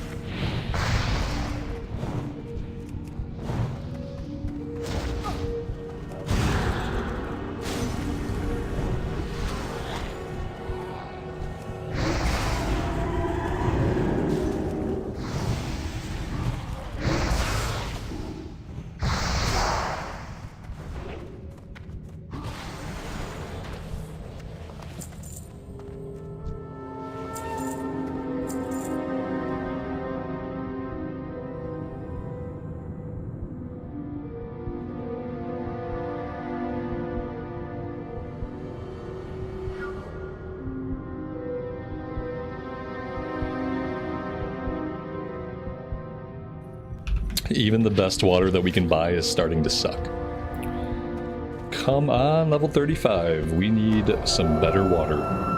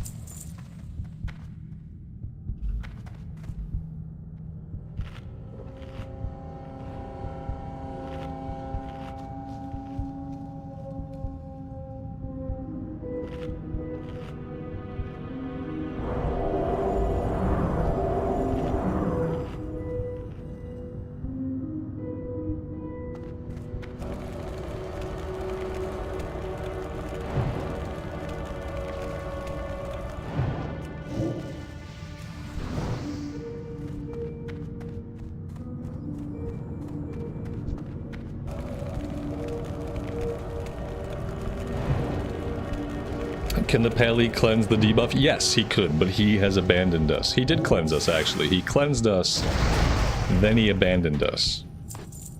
He must have been done with the quest.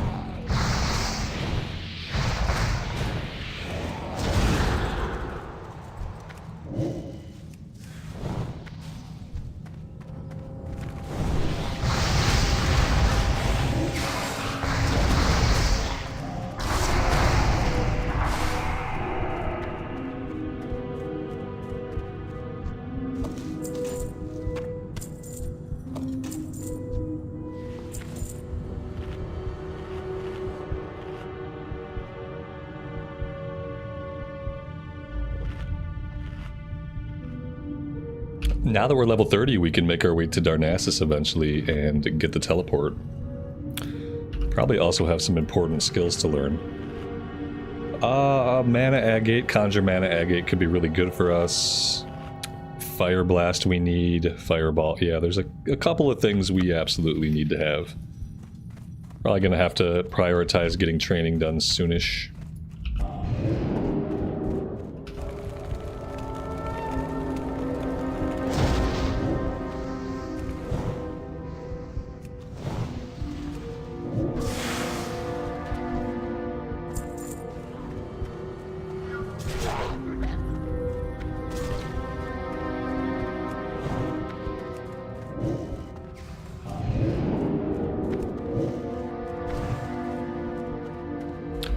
There we go, that's 20 out of 20. We do need a couple more ghoul fangs. So for those, we can kill any ghoul that we want to. It doesn't have to be plague spreaders.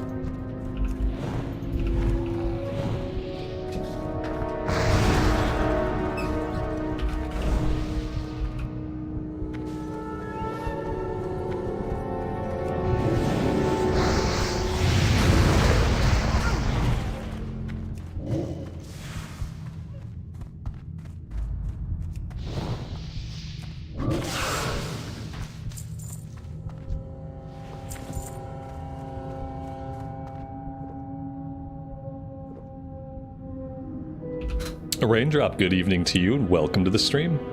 Thanks for stopping by.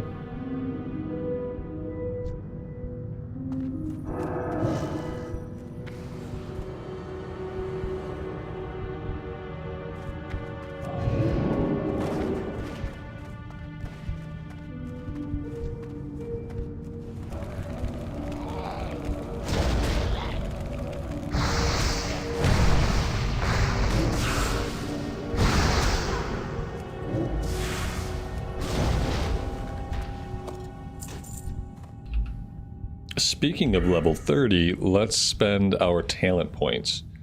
We could grab Blast Wave. A wave of flame radiates outward from the caster, damaging all enemies caught within the blast and dazing them. But I know I need stuff back up here. I think I should at least finish off Incinerate before I think about heading down into the deeper tiers.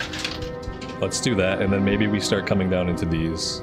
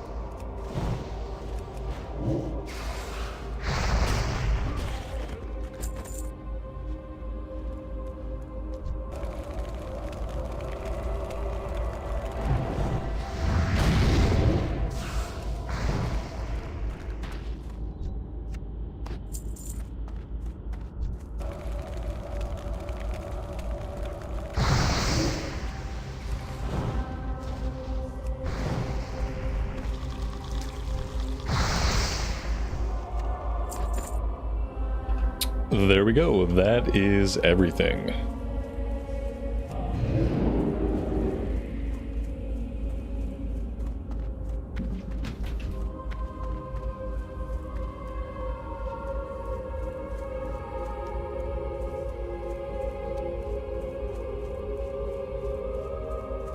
We need to go to Stormwind so we can get the bronze tube from the auction house. We also need Stormwind seasoning herbs.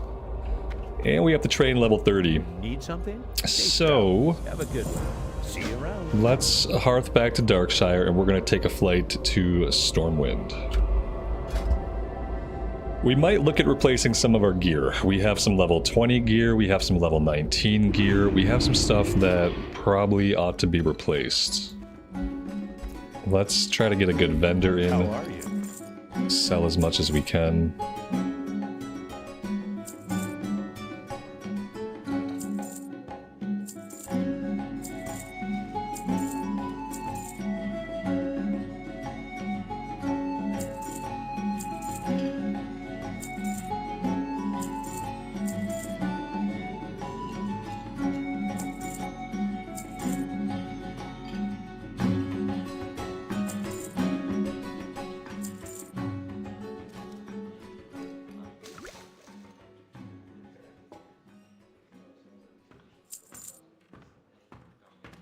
Safe travels.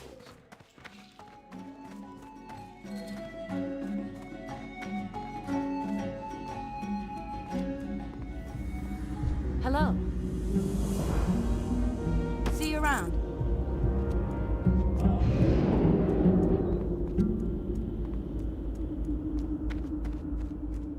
King's honor, friend. Go with honor, friend.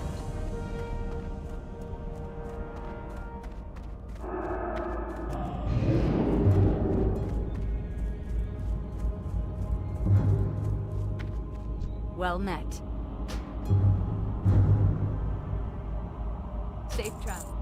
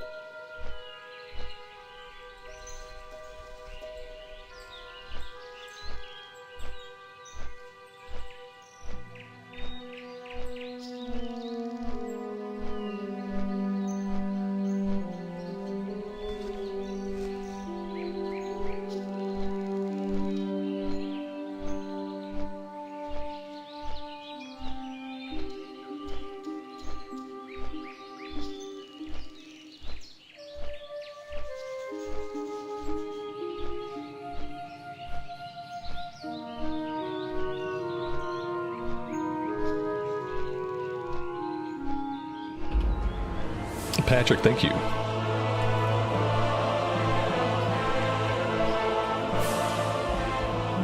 It is a little bit of a milestone. Alright, so auction house, training, and the seasoned salt we can get right over here in the Canal District. Let's go get the seasoning first. That's the one I'm most likely to forget to do.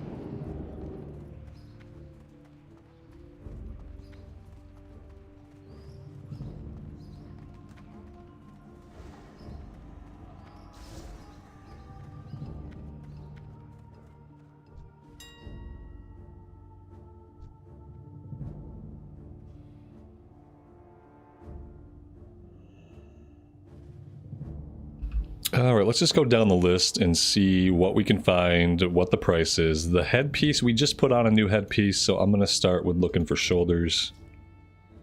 Ideally, we find of the eagle stuff.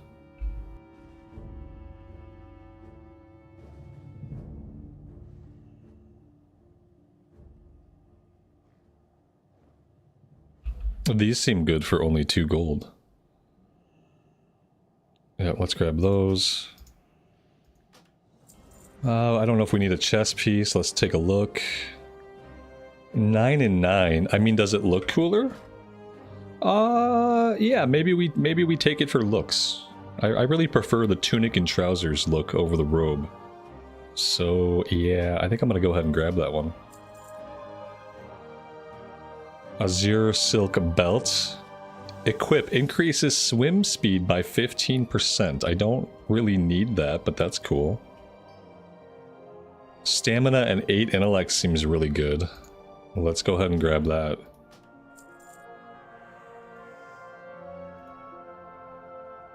Pants of the owl. I would love pants of the eagle. But it looks like the only thing on offer is of the owl stuff. Intellect and spirits. I don't know if I want to drop the 5 stamina.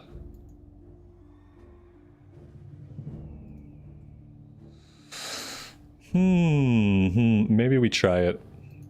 It matches. It looks good. So it must be good. Boots of the enchanter. The boots we have are actually pretty good. We could take some bracers with straight stamina just to kind of balance out all of the intellect and spirit we're stacking.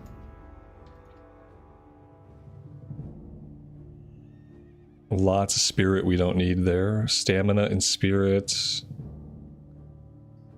Stamina and intellect.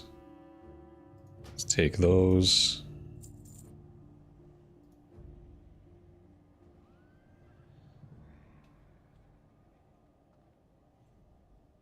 We could take this one. It's 10 damage to frost. So frost firebolt operates off of this.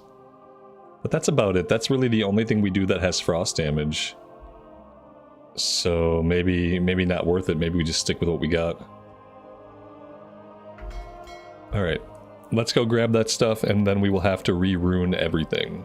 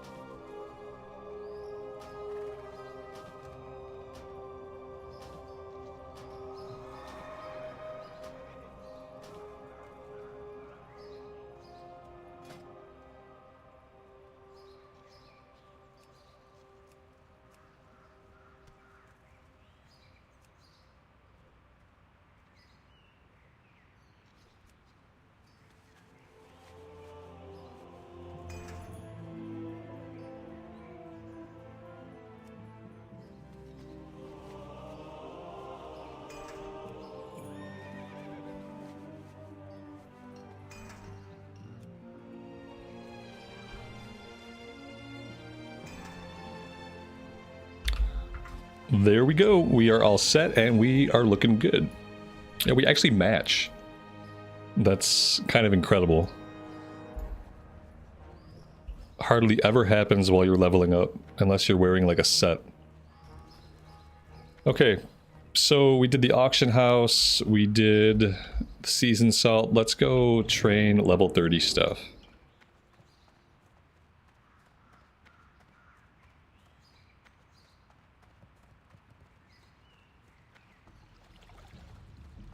Bronze tube. Cliff, thank you. Yeah, I knew there was something else. I'm bound to forget something. If I come to town with a list of 4 things to do, I'm bound to forget at least one of those things. Bronze tube. Okay, we'll try not to forget again.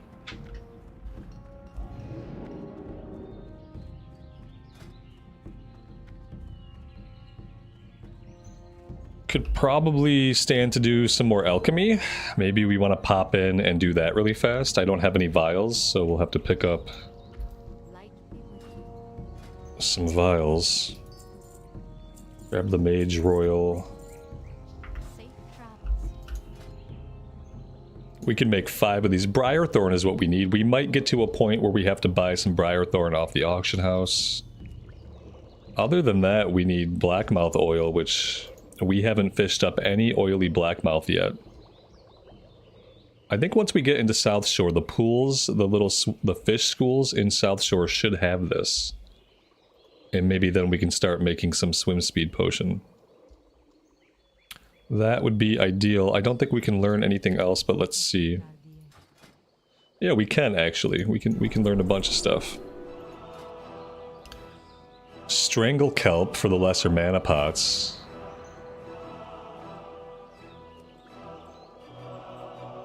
And then we need more. We need so much Briarthorn that, yeah, it looks like at some point we'll probably have to buy some off the auction house because we're just not getting enough.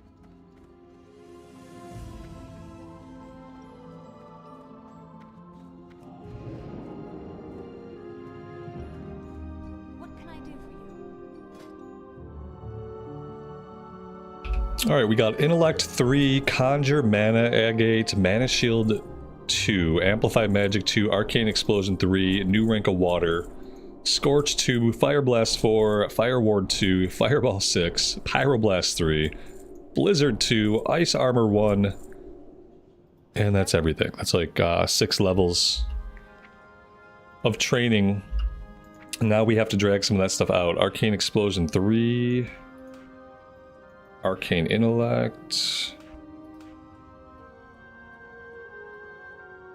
The Mana Agate needs to come out, even though I literally don't have any room for it anywhere. Let's drag some stuff off the bar that we don't need.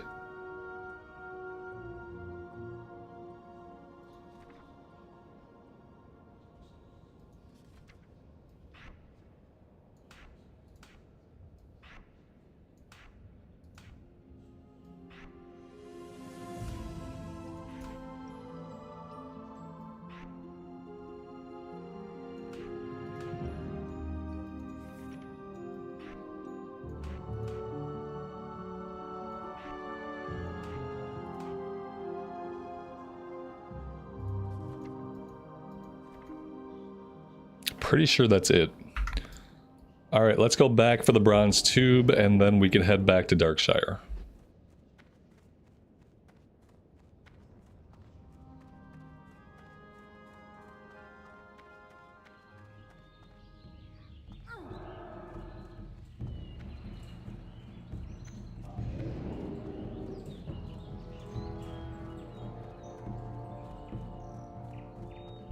We missed Pyroblast. Yes. That sounds right. Because I don't have a keybind for it, unfortunately. You know what, I haven't been doing a lot of counterspelling. Maybe I'll move that for now. I only use Pyroblast when we proc Hot Streak, but we barely ever proc Hot Streak. I don't know if that'll change as we level up. Maybe we'll proc it more. So it's very rare that I even get to push this button.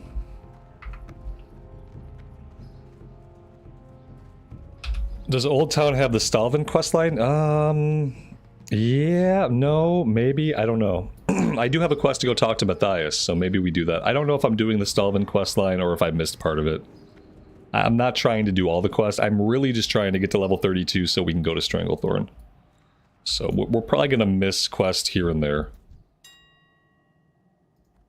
We need a bronze tube. Here we go.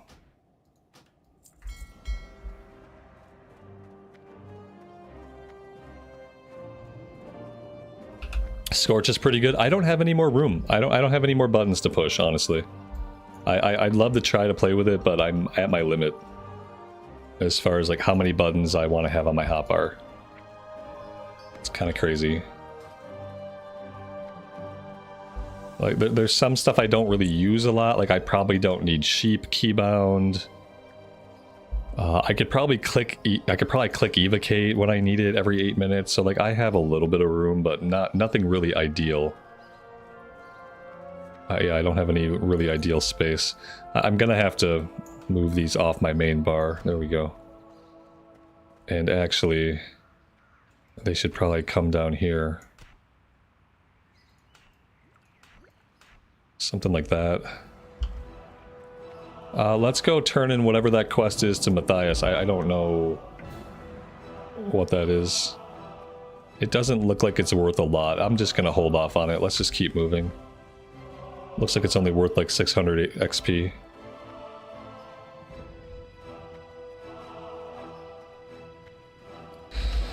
The book. What book? The book. The old history book. Okay. Alright, sure.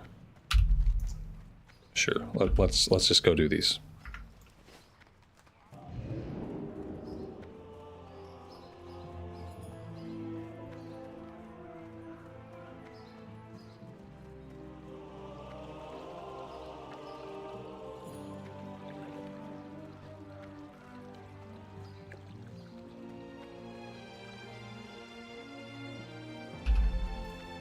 There's a spec where you build stacks of Scorch. It's used a lot for raiding. Oh, okay. Well, maybe we'll have to figure that out later.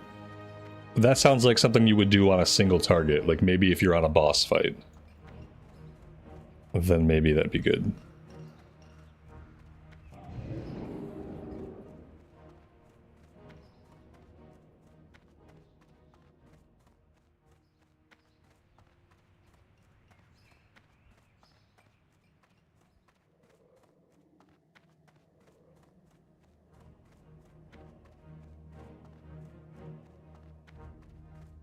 Well met. For the Alliance, go with honor, friend. Be careful.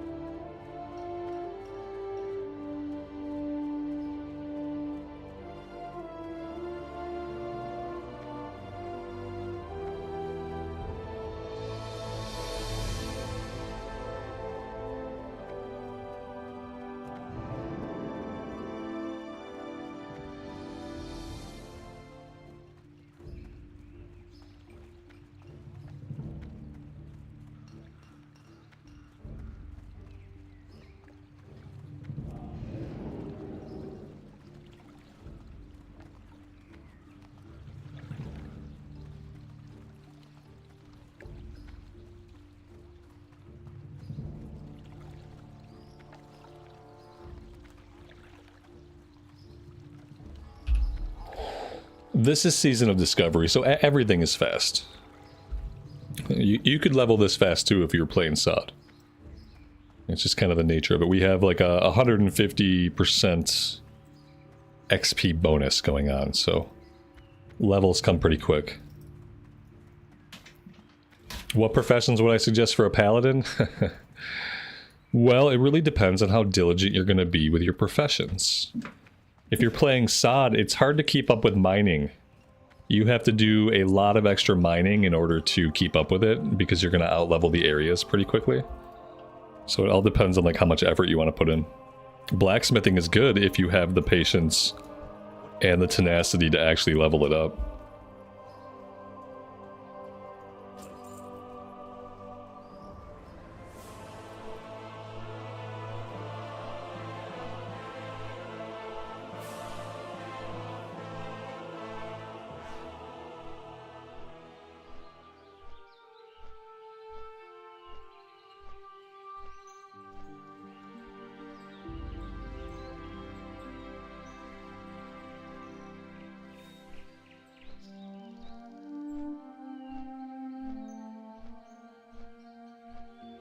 Are we ready to do a dungeon? We have nothing really good to do right now.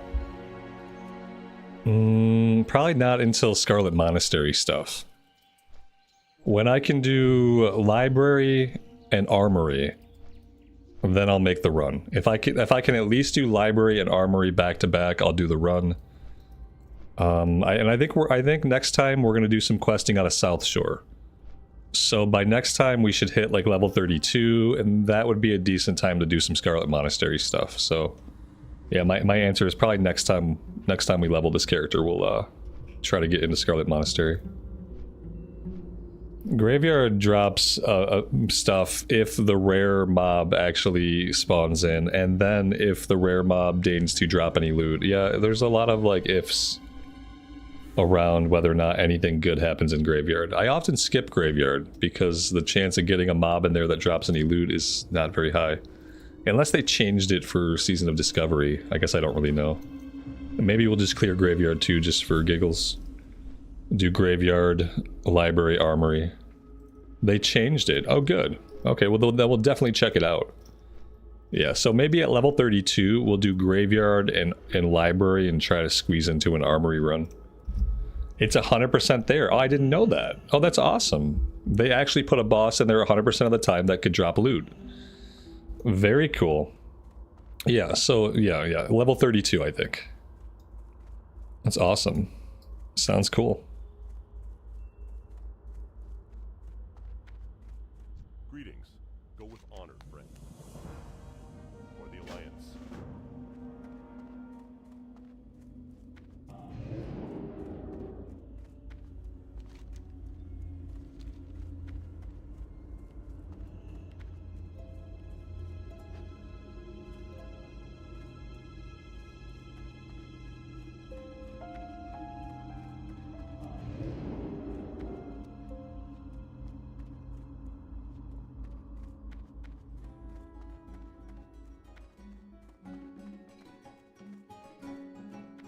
What can I do for you? Be careful.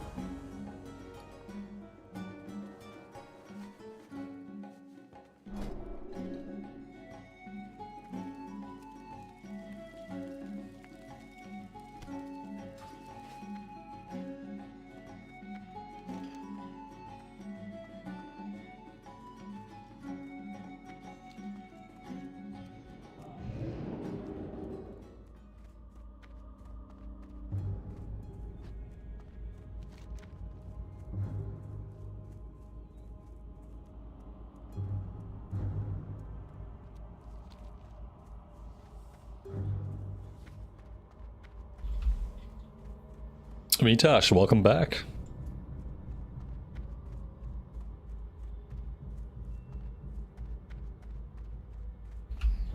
We were talking about how next time we level this character, we'll probably do some Scarlet Monastery stuff. Because apparently there's a boss in Graveyard now that's there 100% of the time, so we can do Graveyard, Library, and Armory. Maybe at like level 32. I don't think we could do Cathedral, but can probably sneak into Armory.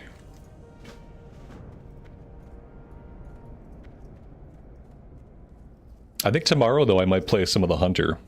I think tomorrow's Wednesday, so tomorrow's reset day in the EU, right? You guys have, like, everything's reset by Wednesday every week? Even the weekly stuff? So I think we might play some Hunter tomorrow. Because I don't have a hard stop time tomorrow. And I don't have a hard stop on Friday. So I think Wednesday and Friday might be my days that I focus on endgame stuff. Wednesday, Fridays, and Saturdays are days that I stream that I don't have a hard stop time. So yeah, tomorrow I think we'll do some stuff on the Hunter. Thursday we'll be back on the Mage. And then Friday we'll probably do Hunter again. I'd like to do at least 2 days of endgame, because obviously I still want to run. I want to run Nax every week until I'm ready to run the new raid. And then we can do some Karazhan Crypts. I really need that neck piece out of Karazhan Crypts. I've seen the neck piece drop every single time we've done the run, and I've never gotten it. So yeah, the neck is one of the very few like really bad pieces my Hunter has. So that's tomorrow. How long am I going to be on today? I'm probably going to be on today till like 3:30 my time. Maybe a little bit later, depending on what's going on.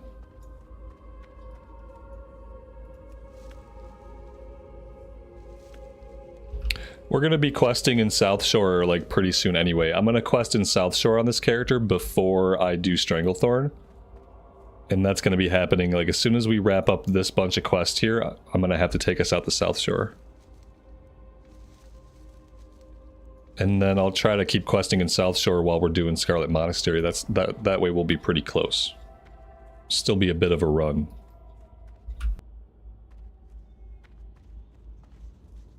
Yeah, it would probably come in handy anyhow. Yeah, for sure. That'd be awesome.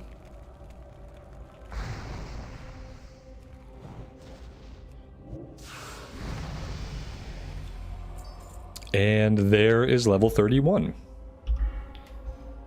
Very nice. I mean, I'm really tempted to go Blast Wave here. I just complained about how many buttons I have.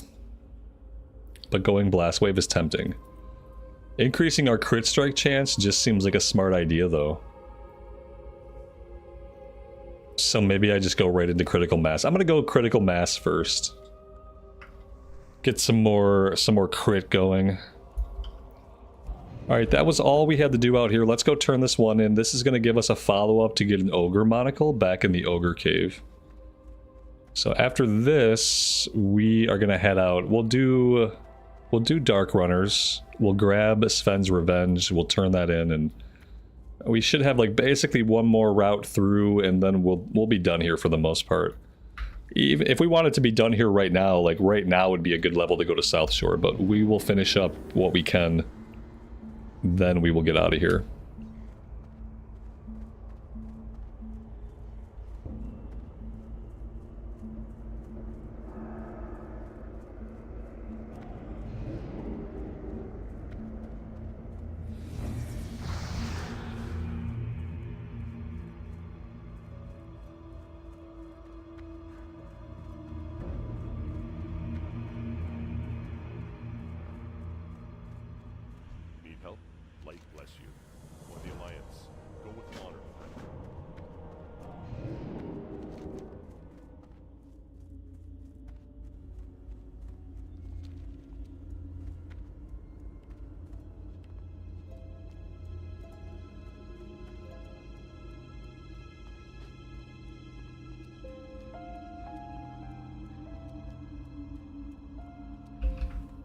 The way I look at gear and sod is like, there are some really good pieces out there while you level up. But eventually we're gonna out-level it all, right? So I do a little bit of shopping here and there, but I don't really target those good quest items the way I might do in like a regular classic era or a hardcore run. Because, you know, before you know it, you're gonna be level 60 and you're gonna be farming endgame stuff.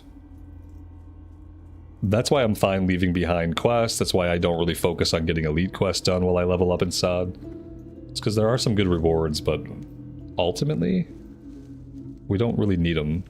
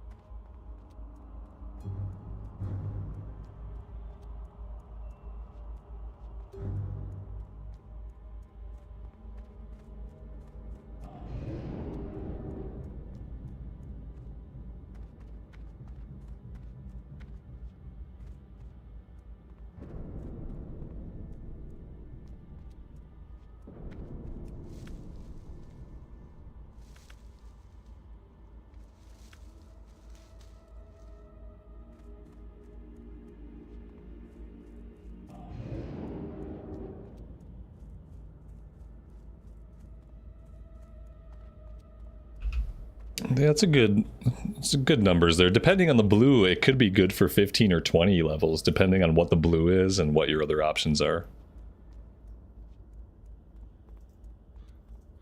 But yeah, I've been trying to go shopping for green stuff like every 5 to 8 levels. We just try to do a refresh on our green gear, keep us as far as like keeping us up with like health, because like that's one of our weaknesses. We don't have a big health pool, so as soon as I start taking hits, we start dying pretty fast. So like the more decent stamina gear I can stack, probably the better.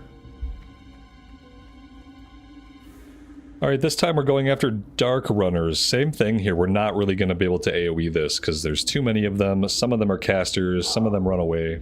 So we're going to have to single target.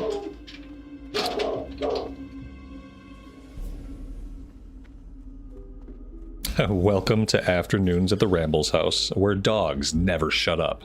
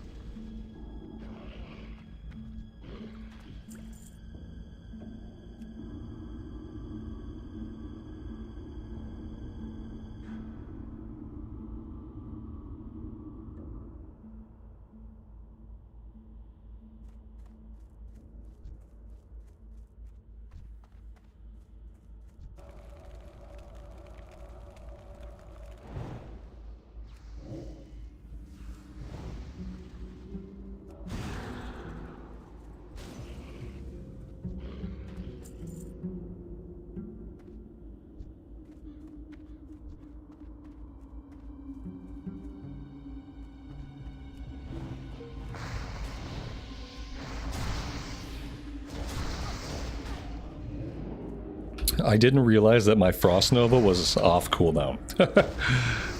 Come on. There we go. Oh god, I'm so dead. What in the was I thinking about? I was just being completely fucking stupid with that one. You like the stars have to align basically in order to AoE successfully at level mobs. Like you have to have all of your stuff off cooldown. You can't go into a pull with Frost Nova off cooldown. Like obviously it's fucking idiotic. Oh god. I thought, let's just have a little bit of fun with this. Yeah, frost armor. Yeah, I guess. Fucking frost armor is boring compared to molten armors. But yeah, I guess if I want to survive AoE pulls, maybe I have to do frost armor. I don't know. I just need to not be a fucking idiot. Take a look at my action bar before I charge into a bunch of mobs and just see like, hey, dummy, do you have abilities off cooldown that you're gonna actually need to do this successfully, or are you an idiot? I think that's really the only problem. Now somebody else is killing my mobs, which really, really pisses me off. I really needed to have another shot at that pull. That's like so aggravating.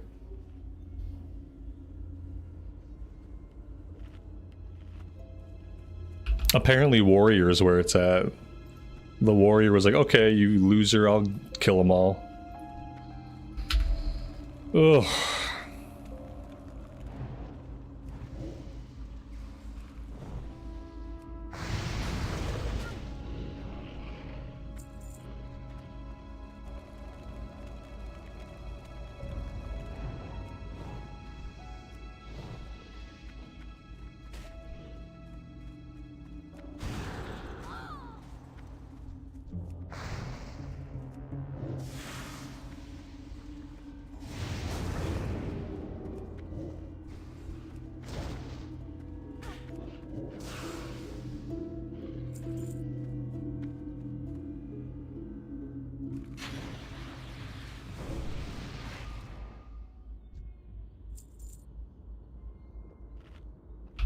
And I just noticed that we're almost out of water, and I didn't buy any more.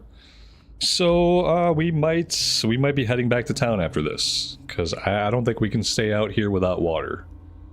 I don't think 7 water is going to get everything done. Unfortunately, it's just probably not going to get everything done. We could try though. We can just try to be mana efficient, I guess, and just see how long we can stay out, and then worst comes to worst, we can just hearth back. We need one more runner? One more. Yeah, I mean, I can make some shitty water. Yeah, that's true. I could just make some shitty water. It already takes so long to drink my mana back that it's almost like the water that we can make does basically nothing. Like, it just doesn't do anything. But yeah, probably better than having to go back to town.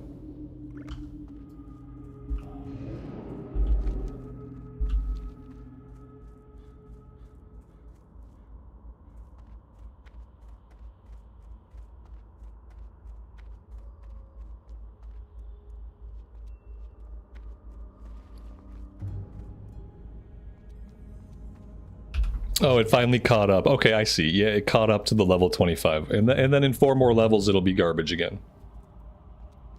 Cool.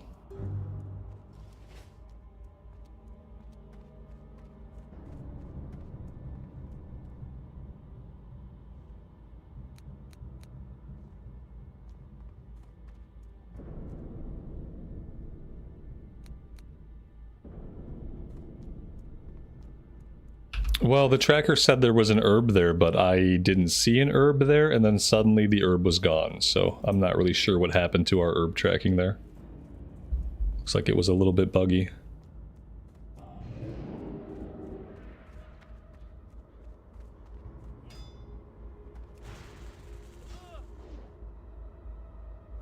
You think this guy grabbed it? Yeah, probably. It seems like he's following me around. He's probably not following me around at all. He just seems to be doing the exact same route that I'm doing. So yeah, it's likely that he did grab it. Definitely a possibility. Florilla, you just started playing SOD and now you're addicted. The classes are a lot of fun. Seeing the different specs and how different the classes are compared to Classic Era, it's one of the best things about SOD. Definitely breathes a lot of life into the game, especially if you've played a lot of Classic in the past.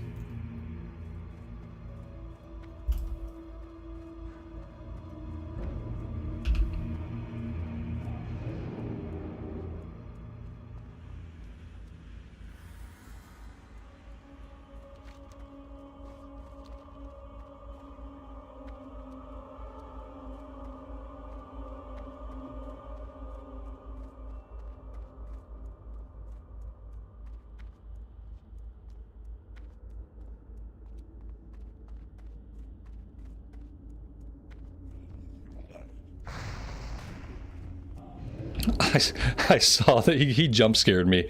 I saw them all lining up, and I was about to say we should probably be on the lookout for Stitches.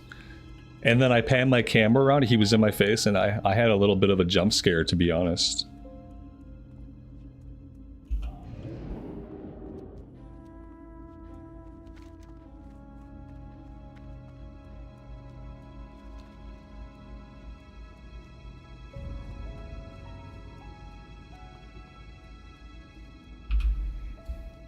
Assad is in a much better place now than it was while the phases were releasing. Because I played during phase 1 and phase 2, and by phase 3 I quit. And for a lot of different reasons. One of the biggest reasons I quit was I didn't like how we had to acquire all the runes. I much prefer how it is now, how we get all the runes right up front. We can build our character right away the way that we want to. We don't have to do 20 hours of following guides on Wowhead, running around the world, collecting all of our abilities. It's much better now, starting off, and much more fun than it was originally. Because, yeah, originally you had to put a lot of running around, a lot of time into collecting your abilities. Now they just hand them to you.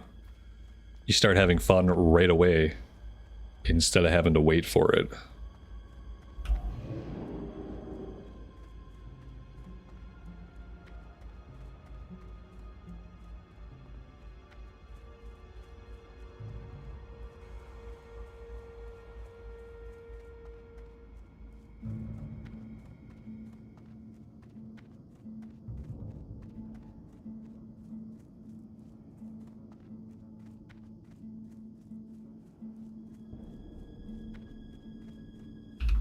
It was called Discovery for a reason.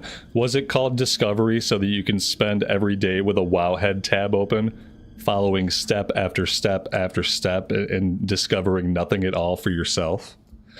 Is that why it was called Discovery? Because that's what you did. If you played during the first phases, that's exactly what you did. You didn't discover anything. Just like I didn't discover anything. I pulled up the guide on Wowhead, I saw what abilities I needed, and then I figured out when and how I would go after them following the steps on Wowhead. And that's how 99% of players experienced it.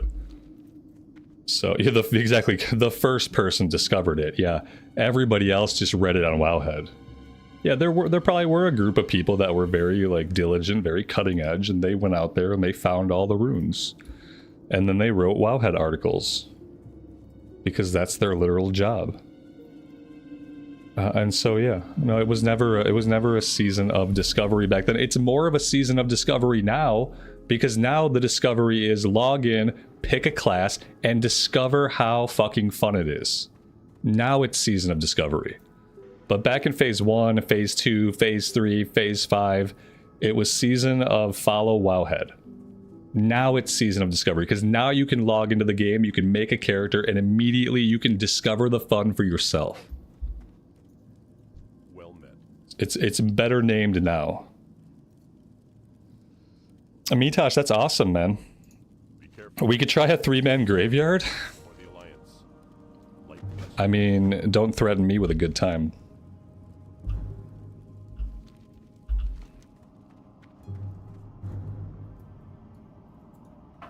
We could try it. Yeah, we could try it. I have my Hearthstone set to Darkshire, so we could definitely give it a shot if we have tank and heals.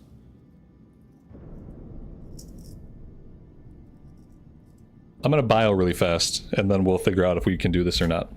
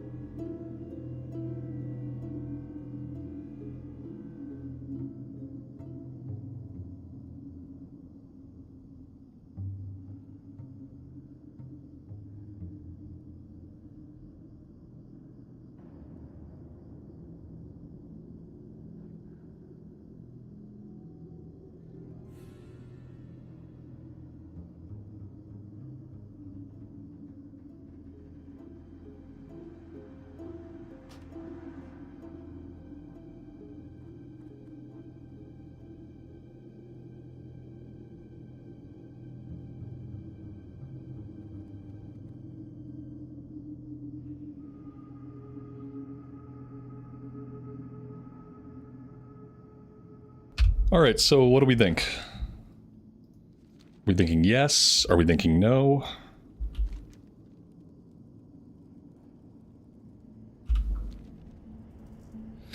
I can get the South Shore flight point on the way out. Yeah, I could hang out in that area and just run down and get the flight point. That's not a bad idea.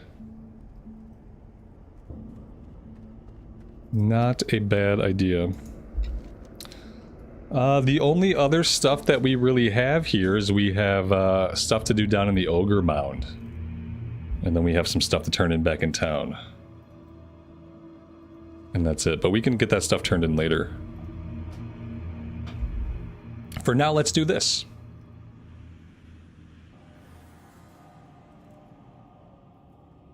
Does wizard oil still have a use for casters? I think so. I feel like it does. Lots of portals going on. I'm afraid to click anything. I don't want to mess anything up. Looks like a 10-man graveyard run right now. Are we 10-manning it? What happened? Okay, good. Everything's fine. Well, we're here. Step number 1.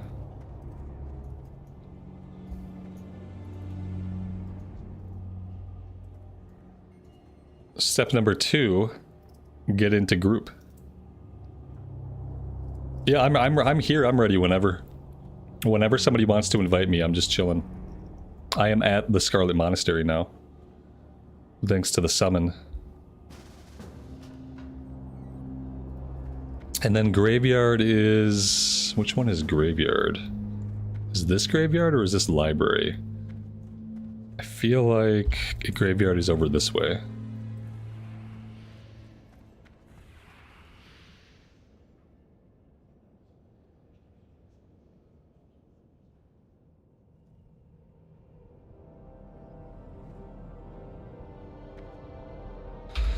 Alright, am I ready to do this? Kind of. Let's do a couple of things. I need to pull the water out to my bar.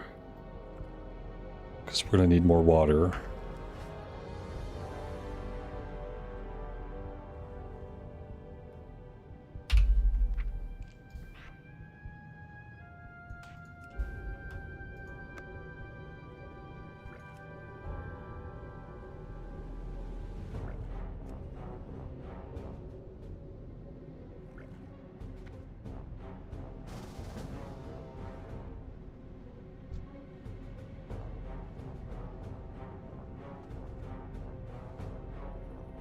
Oh, we got to get Mitosh summoned out. Sorry, I kind of knew that would have to happen. I just didn't think about it. Got it. There we go. It's like musical chairs, but with WoW characters.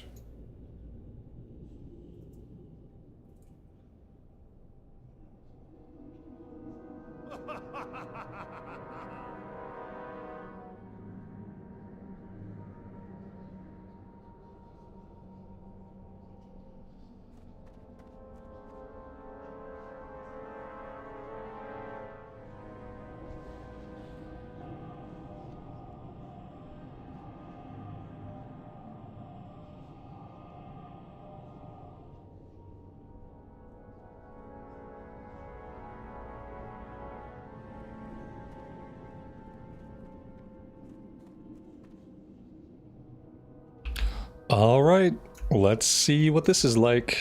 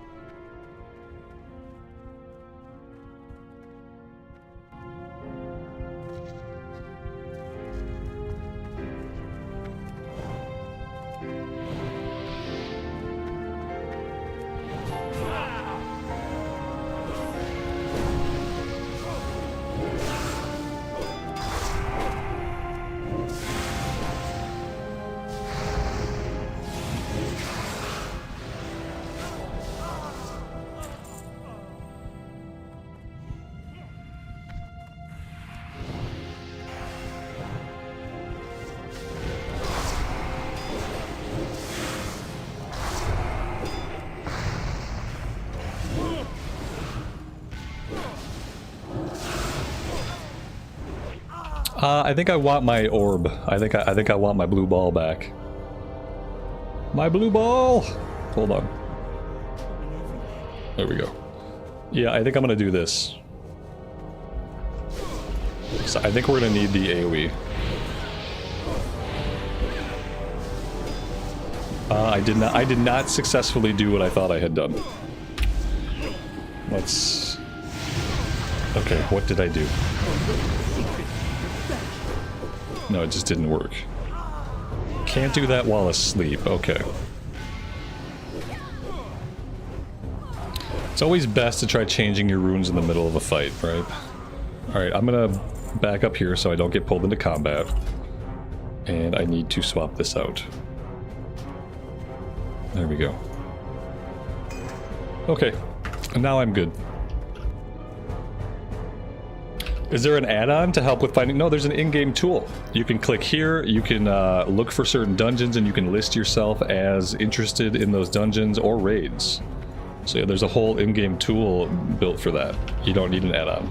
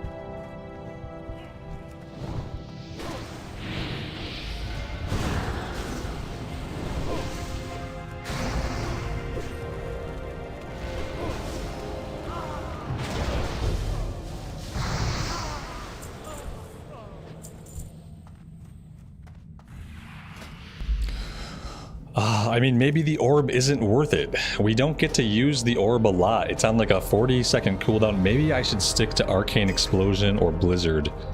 Maybe I want to keep the single target. Yeah, I think that's what I want to do.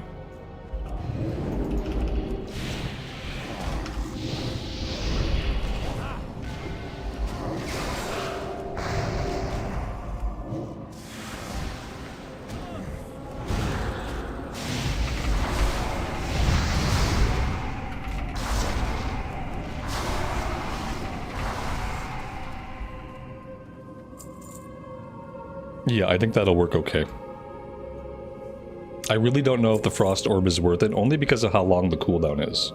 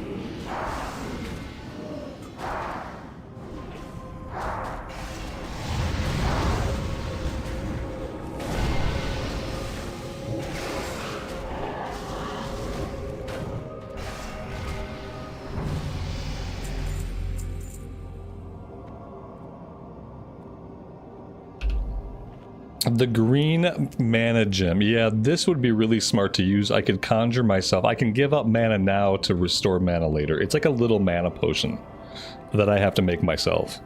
So it's kind of useful. It doesn't restore a lot of mana. And I believe it shares a cooldown with potions. But yeah, I could pop this. That'll put this into my inventory. And then I could use that to restore up to 425 mana. which is not bad.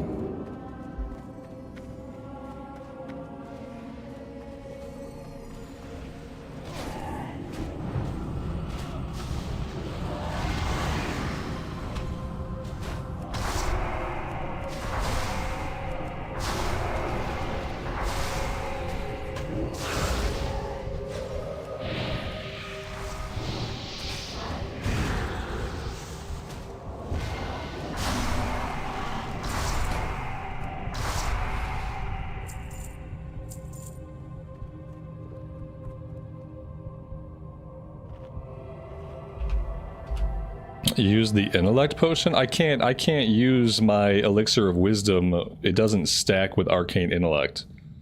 And since arcane intellect is more powerful, it won't let me stack this. If that's what we're talking about. Unfortunately, they're useless to me as a mage.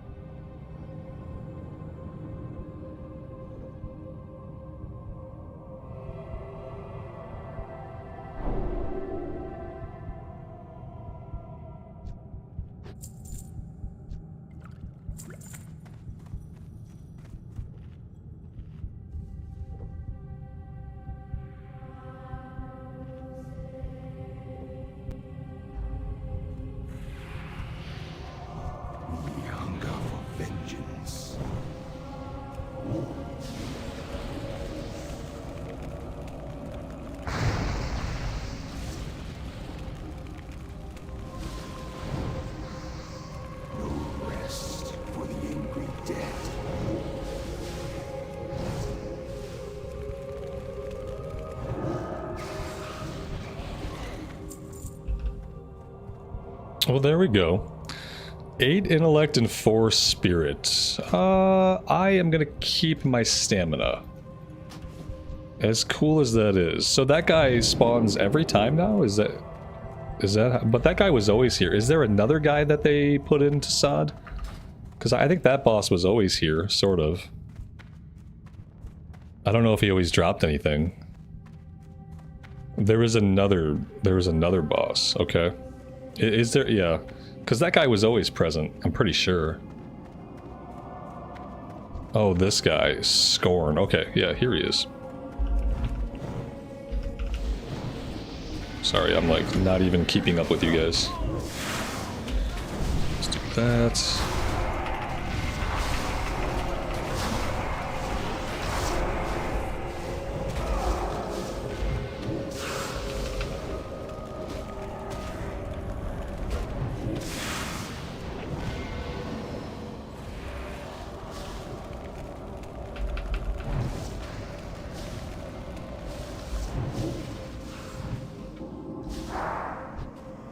There we go.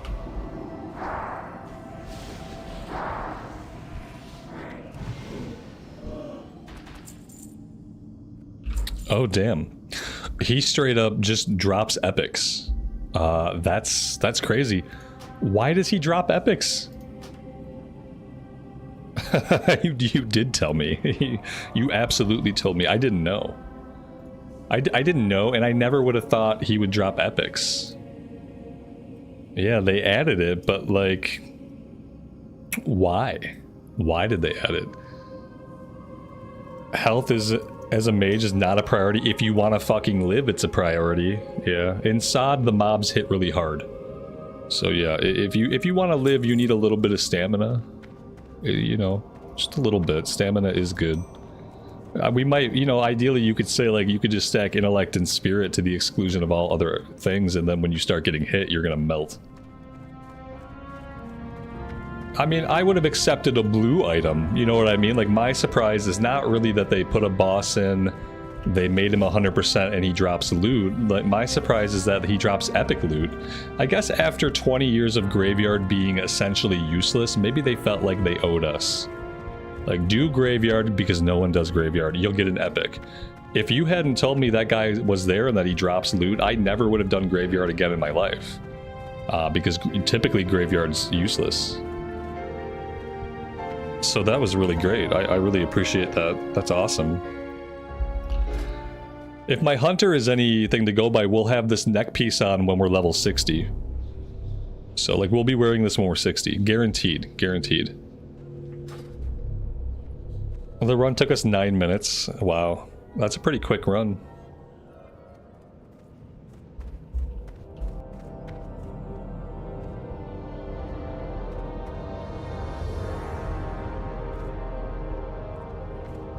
The graveyard also drops an amazing caster offhand. Wow.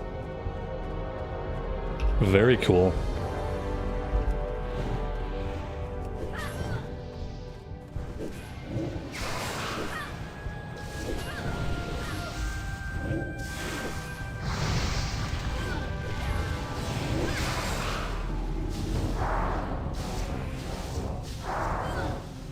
And it pairs nice with a dagger from library. Well, that would be awesome.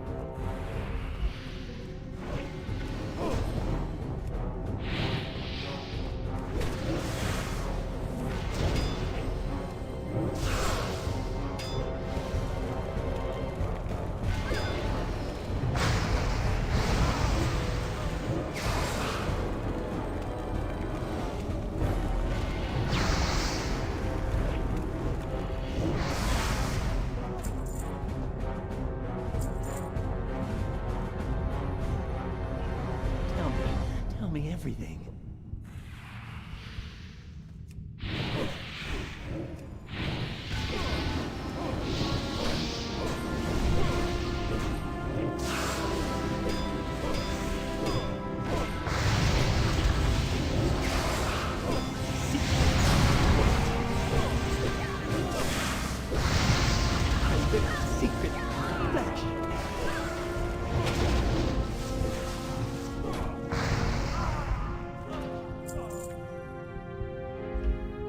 Oh, that's different as well. Torturing Poker.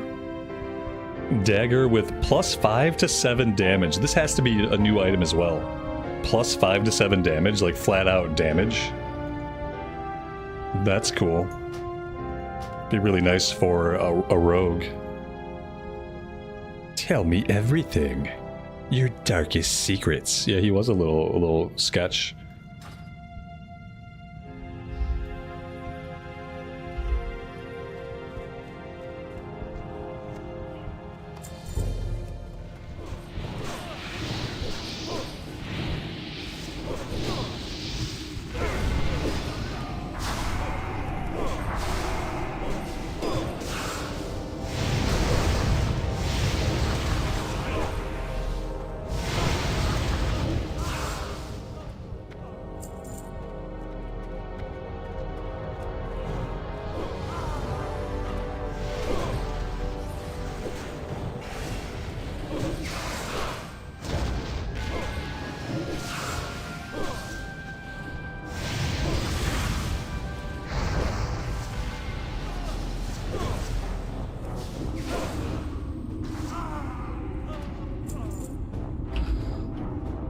Prot Pally nuts with AoE damage. Yeah, Prot Pally is basically like cheating. They have so many buttons that do AoE damage, it's kind of crazy. I wish I had any ambition to tank, because if I had any ambition to tank at all, then the Paladin would be where it's at.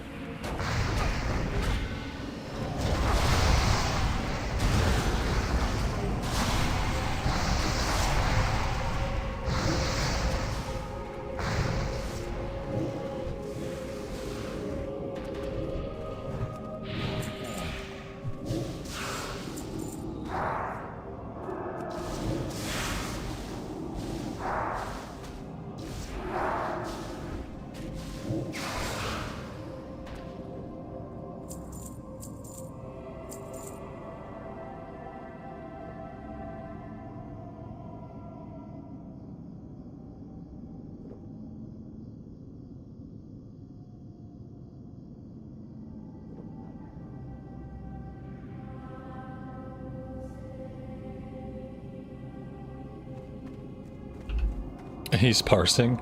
I swear to God, back in phase 2 of Season of Discovery, people were parsing Scarlet Monastery. They really were. Because the meta at the time was basically to grind Scarlet Monastery to get to 40, and so people were really, really into it. It was a really bad time.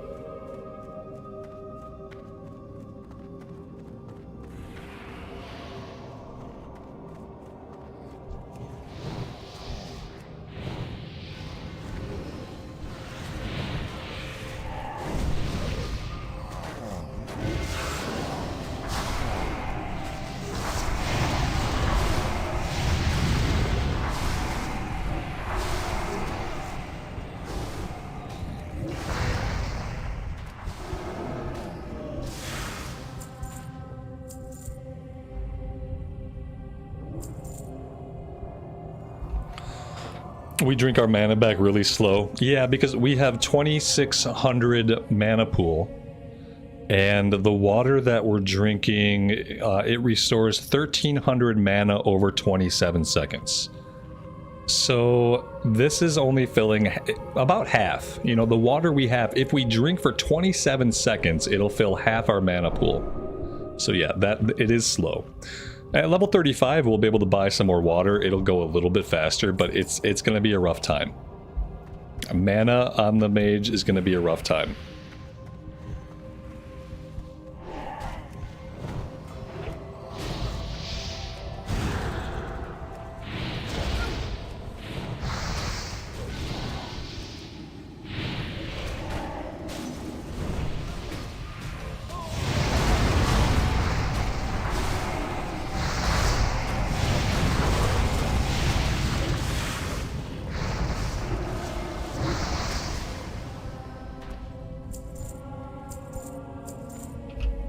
CNET, you are hitting harder than yesterday. You're out damaging me overall. Which, I mean, you're a prop pally though. It's basically DPS on easy mode, isn't it?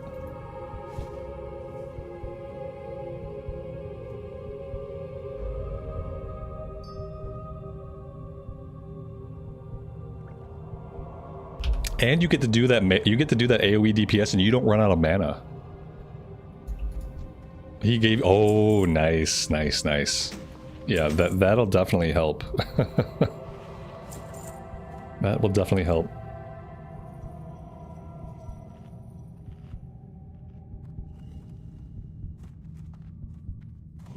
We hunger for vengeance. He's the best.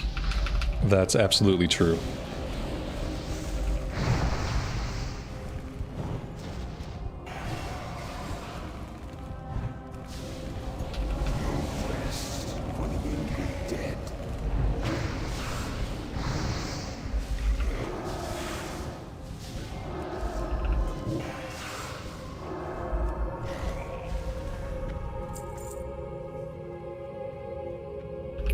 Forgotten Orb. Is this the offhand item that we were talking about? I'm gonna roll on it just in case we find a one-hander to go with it. Obviously, right now we have such a powerful staff. Like, I don't know if it's worth. I don't know if it's ever gonna be worth giving up 65 spell power. You know what I mean? Like, when am I gonna give up 65 spell power? How am I gonna do that? Oh god. Like, I'm basically gonna wear this until level 60. So, I don't know. A season of getting carried. I mean, season of doing cool things with friends. I don't think, like, getting carried in a group of at-level characters makes much sense. Well, you know, how could we be getting carried when we're 3-manning 5-man content and all of us are at level for it? This is the opposite of being carried. This is making the game harder than it normally is. Yeah, right, carried? You clearly have like a certain opinion of like how I'm playing the game, but in this case it's not accurate. This is the complete opposite of being carried, you know?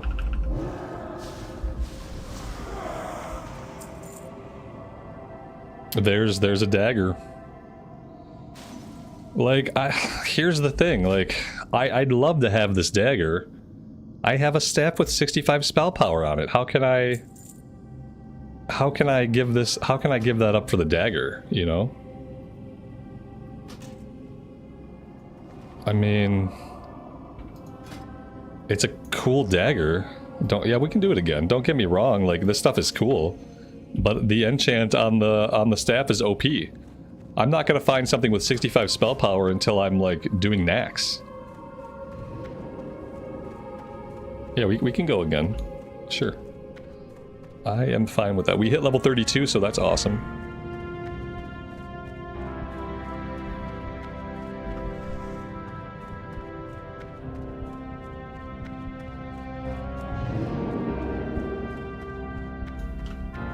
$65 spell power is pretty insane. Yes. We could try library, but I feel like if you guys need loot in here, then we should just do this. Like, if you need loot, then we can go for the loot. If we don't mind, if we're just going for XP, then I would say do library, but it seems like you guys might still need stuff from here, so.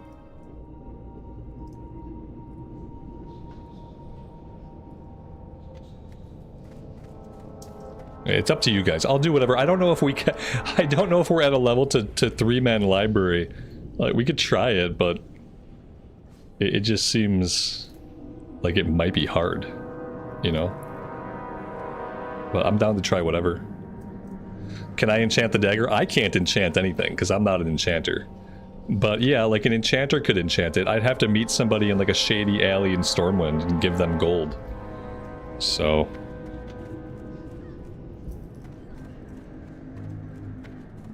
Library? Okay. Let's try it. We'll give it a go. Worst case scenario, we can't do it, you know?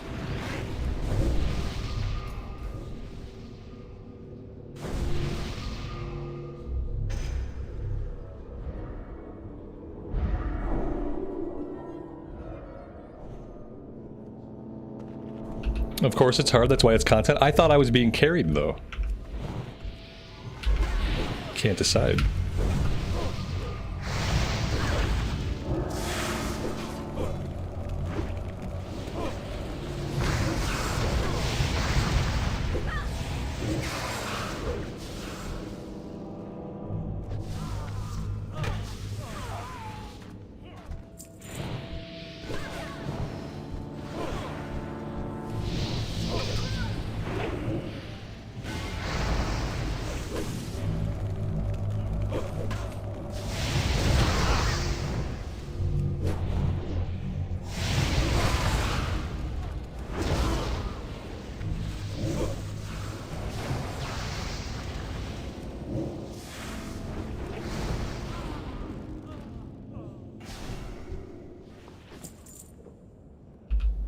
Not bad so far.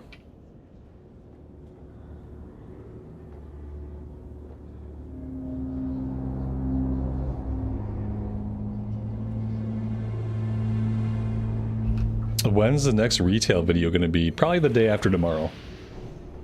I probably won't put one out tomorrow. I'll probably let episode 1 sit for another day. But the day after tomorrow for sure.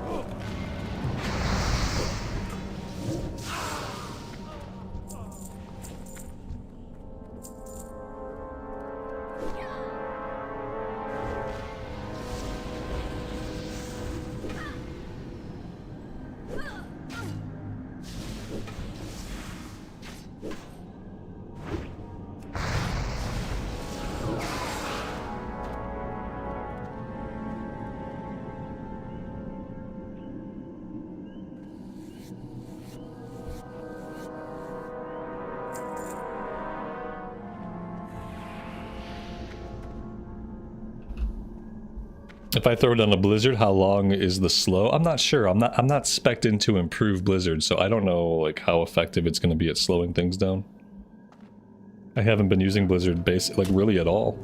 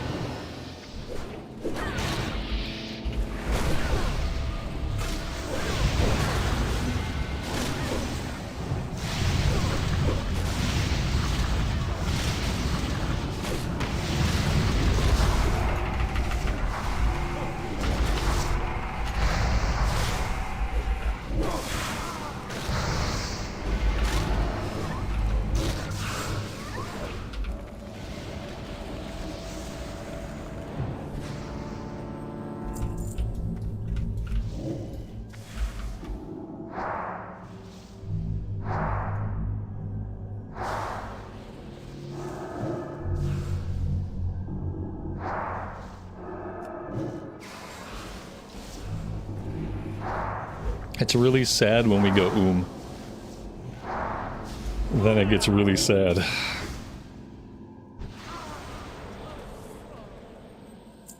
Yeah, we're getting carried through these big poles, aren't we? That was fun, though. And we didn't die.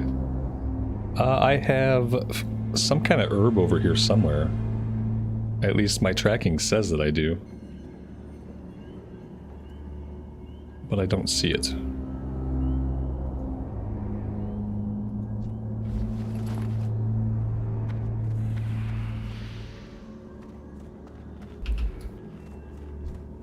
Release the hounds!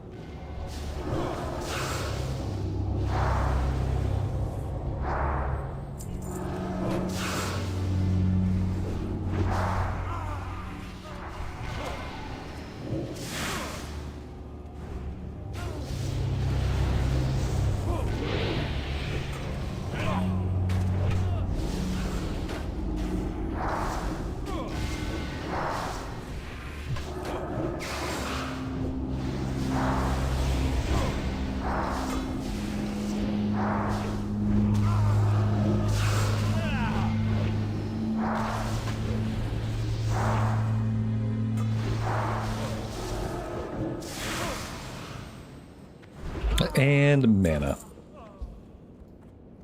It's all fun and games until we're And then we are just a sad boy. Karen, have a good rest of your night. We will see you next time.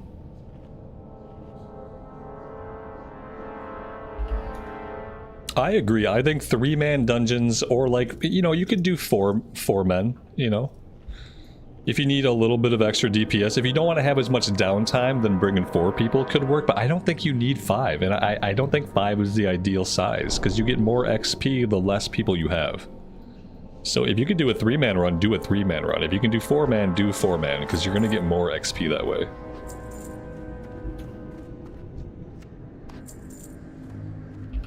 We probably can, yeah. We could probably do them all the way to 60. I mean, if we can do this, and most of these guys are orange to me, but we seem to be able to do this fine. So yeah, I'm sure that we could probably do as many 3-man runs as we want. If we're patient, you know, we could probably get in trouble if we get impatient.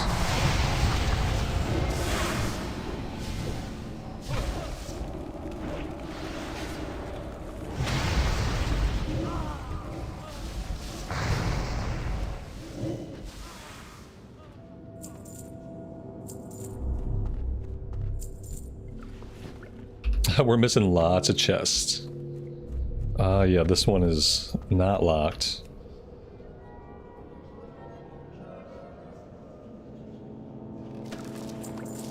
Just some bread and Elder's oh, that's 9 int. 9 int on that belt is not bad. Too bad there's no stamina or spirit on it.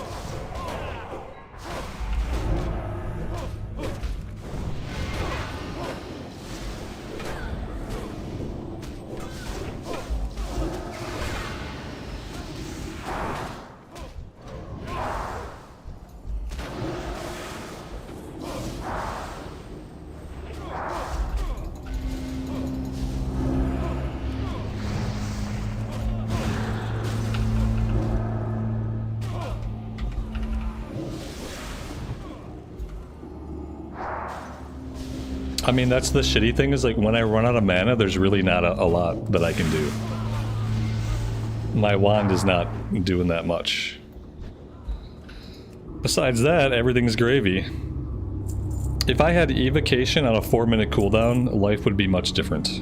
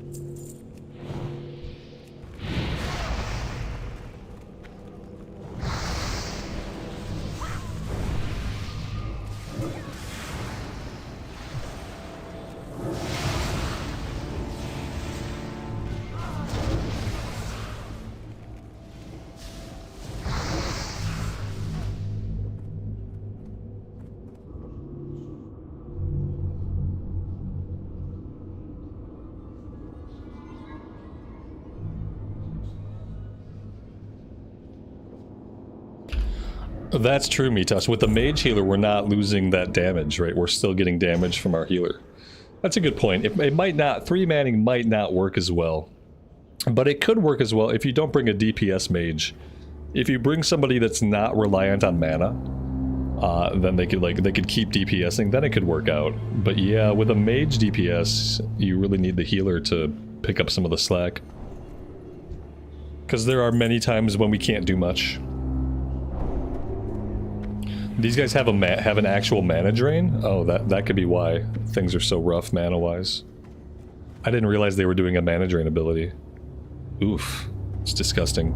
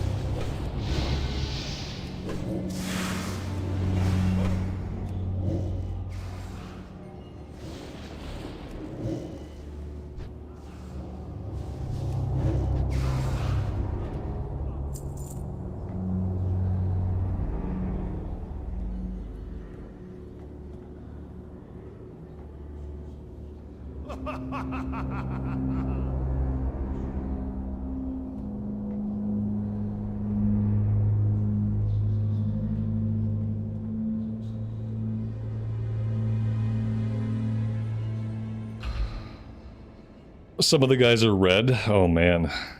Yeah, they're orange for us. I guess that one level makes a big difference.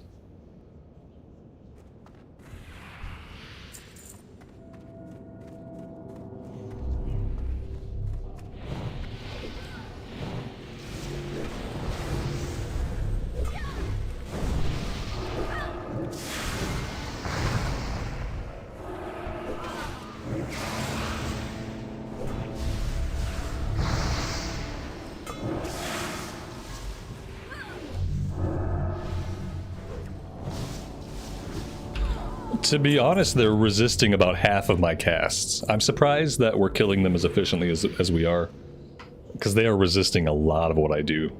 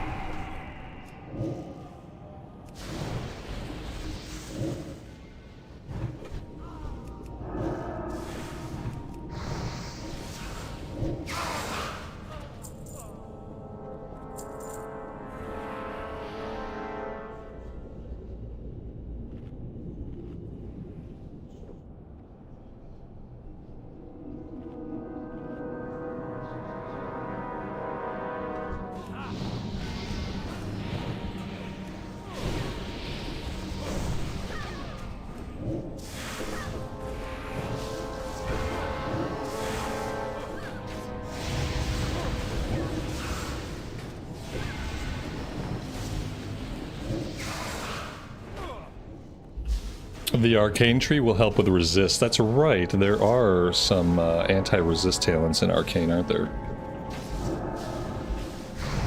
Right now, the big problem is we are not at level with these guys. That's the big problem. Let's go ahead and evocate. Oh, there you go, Metox. That's level 32, so none of them should be red now. They should all just be orange. Should help us a little bit. And grats. It's a good thing we're getting carried. I know. I would never succeed at this game if I wasn't getting carried right now.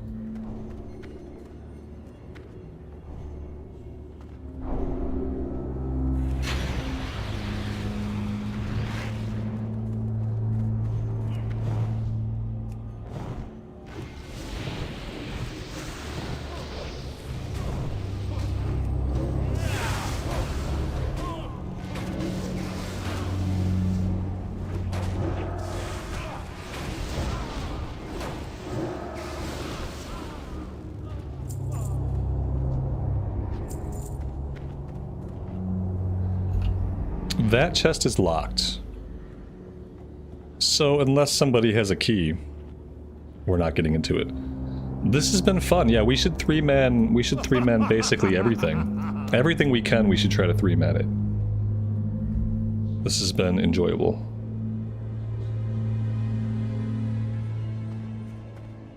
And obviously the XP has been pretty good too. We're getting like 600 XP a kill. Oh yeah, we're definitely going to have to run out for the AoE. You will not defile these mysteries.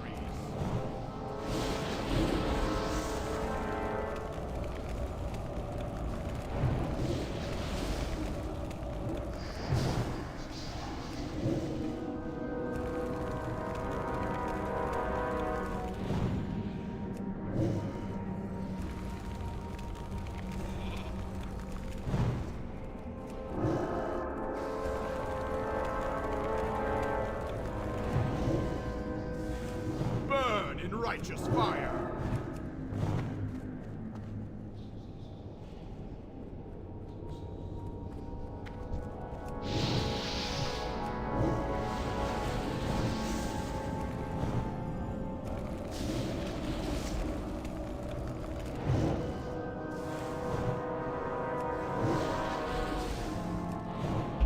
So many resist. Oh my god. He won't stop resisting. Hasn't he heard that resistance is futile? What's his problem?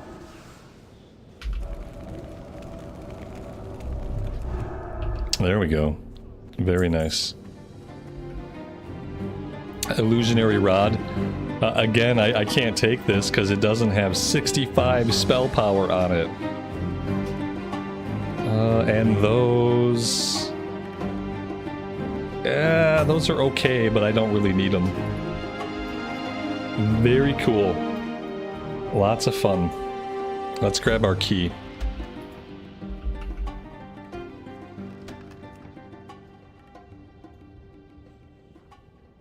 Oh, guys. Oh, that was fun. It's been a blast. I think I have to be done for today, though. I am going to hearth back to Darkshire and turn in a couple of quests, and then I think I am going to log out for the day. That is a good capstone on the day. That was a ton of fun. I really appreciate doing the runs. Three-man stuff is really working out, and I hope that we can continue to do that into the future. If we all stay like in the same level range, you know, that could really work out for us. But yeah, that was a lot of fun. I think we should keep doing stuff like that. We'll see how many dungeons we can actually defeat with just 3 of us, you know. Could be a good time. Alright guys, thank you so much for hanging out with me today. I really do appreciate you all being here and all the support. I hope you have a good rest of your afternoon or evening time. Tomorrow we're going to be doing endgame stuff on the Hunter. So if you're interested in SOD endgame, come hang out with us tomorrow around the same time. I would love it to see you then. Until then, take care of yourselves, take care of each other, and we will see you back in Azeroth again very soon. Bye for now.